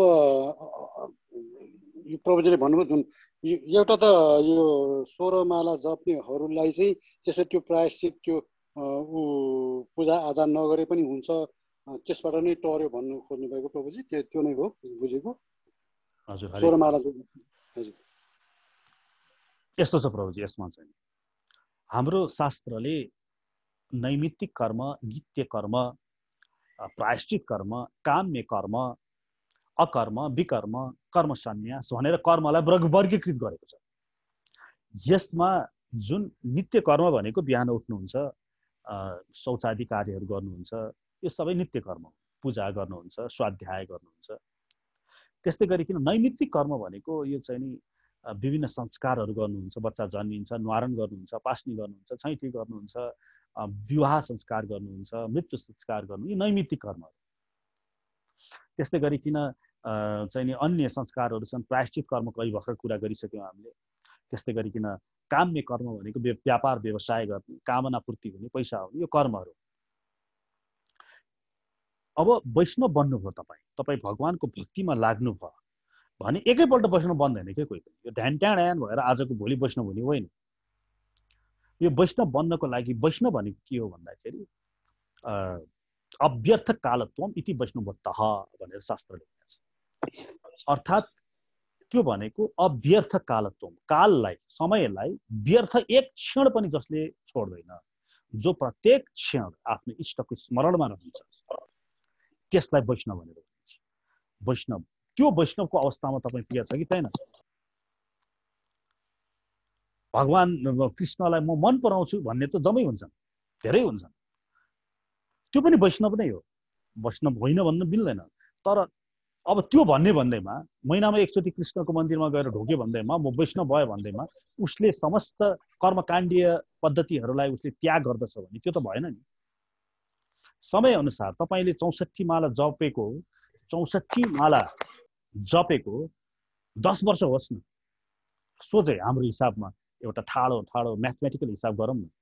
64 माला जप गरेको 15 वर्ष भइसक्यो भने अब हो यो व्यक्तिले चाहिँ नि कुनै पनि कर्मकाण्डीय विधानहरूले यसलाई अब छुँदैन, अब यो माथि पुगिसक्यो भन्ने कमसेकम बुझ्नु पर्यो। अब जब 4 माला 5 माला पनि गरेको छैन, अनि यसो अलिअलि यताउति दकुर्दैमा, अनि त्यसपछि माथि यो टीका लगाउँदैमा अथवा धोती लगाउँदैमा केले चाहिँ नि अब सबै म कर्मकाण्डीय विधान गर्दिनँ, म त वैष्णव भएँ भन्न सुहाउँदैन। हरे कृष्ण, यही नै उत्तर प्रभुजी। यो त्यो धन्यवाद के अरे प्रभुजी, यो मैले प्रश्न बनायो। अब अझै अब सानो संशय अझै पनि रहेको के भनेदेखि प्रभुजी, अस्ति मैले नि प्रभुजीसँग एउटा जिज्ञासा राखेको थिएँ। मान्छेहरूले गरेको यस संसारमा जे पनि गर्छौँ, पाप क्रियाहरू गर्छौँ, पाप कर्महरू, अब हत्या गरियो, यान्तन गरियो, र धर्म भनेर पूजा आजा नृत्य पनि गर्छौँ। त्यो गर्दाखेरि मैले त्यो एउटा कुनै अधर्म गरेको कुरालाई एउटा धार्मिक कुनै समारोह गरेर त्यसले माइनस हुन्छ भन्दाखेरि प्रभुजीले हुँदैन भन्नुभएको थियो। त्यो छुट्टै एकाउन्ट हुन्छ, नकारात्मकको छुट्टै एकाउन्ट, यो राम्रोको छुट्टै एकाउन्ट। अब यो जुन हामीले अन्जान बस यो जुन के फट्याङ्ग्राहरू यान्तनहरू त्यसरी भए, त्यसको पनि एकाउन्टमा रहन्छ कि रहन्न? त्यो चाहिँ हजुर हजुर, एउटा कुरा के बुझ्नु पर्यो भने यो एकाउन्ट नै डिलिट गर्ने अधिकार मुकुन्द ददाति मुक्ति ददाति इति मुकुन्दको मात्रै। त्यसैले भगवानले गीतामा सोधै 18औं अध्यायको 66 श्लोकमा भन्नुहुन्छ, सर्वधर्मान् परित्याज्य मामेकं शरणं व्रज अहम त्वाम सर्व पापेभ्यो मोक्षयिष्यामि मा शुचः। सर्व पापेभ्यो, सबै पापहरू म तेरो चाहिँ खतम पारिदिन्छु। यो भगवानलाई मात्र हुन्छ त्यो एकाउन्ट नै डिलिट गर्न। जसरी भारतमा पनि हत्या अथवा फाँसीको सजाय भए तापनि त्यो फाँसीबाट त्यसलाई मुक्त गर्ने राष्ट्रपतिको मात्र अधिकार। राष्ट्रपतिले चाह्यो भने त्यो फाँसीबाट त्यसलाई मुक्त गराउन सक्छ। त्यस्तै गरिकन भगवान श्रीकृष्णले भगवत गीतामा 18औं अध्यायको 66औं श्लोकमा म तेरो पाप नै मुक्त गरिदिन्छु भन्नुभएको छ। र त्यही भगवान श्रीकृष्णबाट निस्किएको यो शास्त्र हो, र यो संसार पनि भगवान श्रीकृष्णबाट निस्किएको हो। र यो शास्त्र ले के भनेको छ भने जो भगवान श्रीकृष्णकै नियम कानुन हो यो संसार, त्यहाँ चाहिँ नि यो किरा फट्याङ्ग्रा आदि चाहिँ नि जुन तपाईबाट पाप कर्म हुन जान्छन्, ती पाप कर्महरूलाई प्रायश्चित कर्मले टाल्न सकिन्छ। तर तपाईले त्यो प्रायश्चित कर्मले त्यसलाई फच्चे गरौँ भनौँ न, त्यसलाई मात्र फच्चे गर्न सक्छ जुन तपाईले नथाहा पाइकिन, इच्छाले होइन, नथाहा पाइकिन भएका त्यस्ता कर्महरू मात्रै। हिँड्दा हिँड्दा नथाहा पाइकिन कुल्चिएर मर्यो, यस्तो चिजलाई मात्रै। फेरि तपाईले जानीकार गरेकोमा यो प्रायश्चित कर्मले त्यसलाई चाहिँ रोक्दैन। तपाईले जानी जानी गरेको कुनै चिजमाथि पनि प्रायश्चित कर्मले काम गर्दैन। जुन नथाहा पाई गर्नुभएको छ हैन, त्यस्ता माथि मात्रै यो प्रायश्चित कर्म लागेको छ भन्ने कुरा शास्त्रमा लेखिएको छ। र यो शास्त्र चाहिँ नि भगवान श्रीकृष्णको निश्वासबाट प्रकट भयो। त्यसैले भगवानले कै नियम ब्रह्माण्ड हो यो, र उहाँले कि त उहाँले ती मान्छेलाई मुक्ति दिन सक्नुहुन्छ, फाइल गायब गर्न सक्नुहुन्छ भनौँ न, अथवा उहाँले लेखिदिएका नियम कानुन भित्र पर्यो भने मात्रै त्यो फाइल गायब हुन्छ, नत्र भने हुँदैन। हरे कृष्ण प्रभुजी, प्रष्ट भयो, सन्तोष लाग्यो, शान्त भयो मन पनि। दुविधा थियो, यो चाहिँ यो पनि हाम्रो उसमा नै बस्ने होला। अब त्यो जो भयो भने त उसको ज्यान त गयो नि, त्यस कारण त्यो पनि हाम्रो उसमा आउने होला भन्ने मेरो किसिम ऊ थियो, मनमा थियो। प्रभुजीको यस प्रष्टाइले गर्दाखेरि शान्ति भयो, मन पनि शान्त भयो। यसको लागि राम्रो व्याख्या गरिदिनु भएकोमा प्रभुजी मलाई हरे कृष्ण र साष्टाङ्ग धन्यवाद, प्रणाम प्रभुजी। हरे कृष्ण, राधे राधे।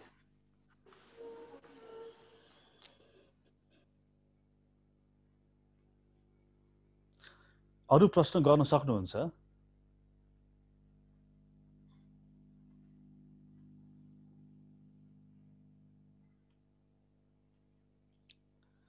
हस् त, आज प्रश्न छैन जस्तो छ। हामी एकचोटि 3 चोटि हरे कृष्ण महामन्त्र जप गरौँ र आजको यो सभा यही विसर्जन गरौँ। हजुर, हरे कृष्ण कृष्ण कृष्ण हरे हरे, हरे राम राम राम हरे हरे, हरे कृष्ण कृष्ण कृष्ण हरे राम राम राम हरे हरे, हरे कृष्ण हरे हरे, हरे राम राम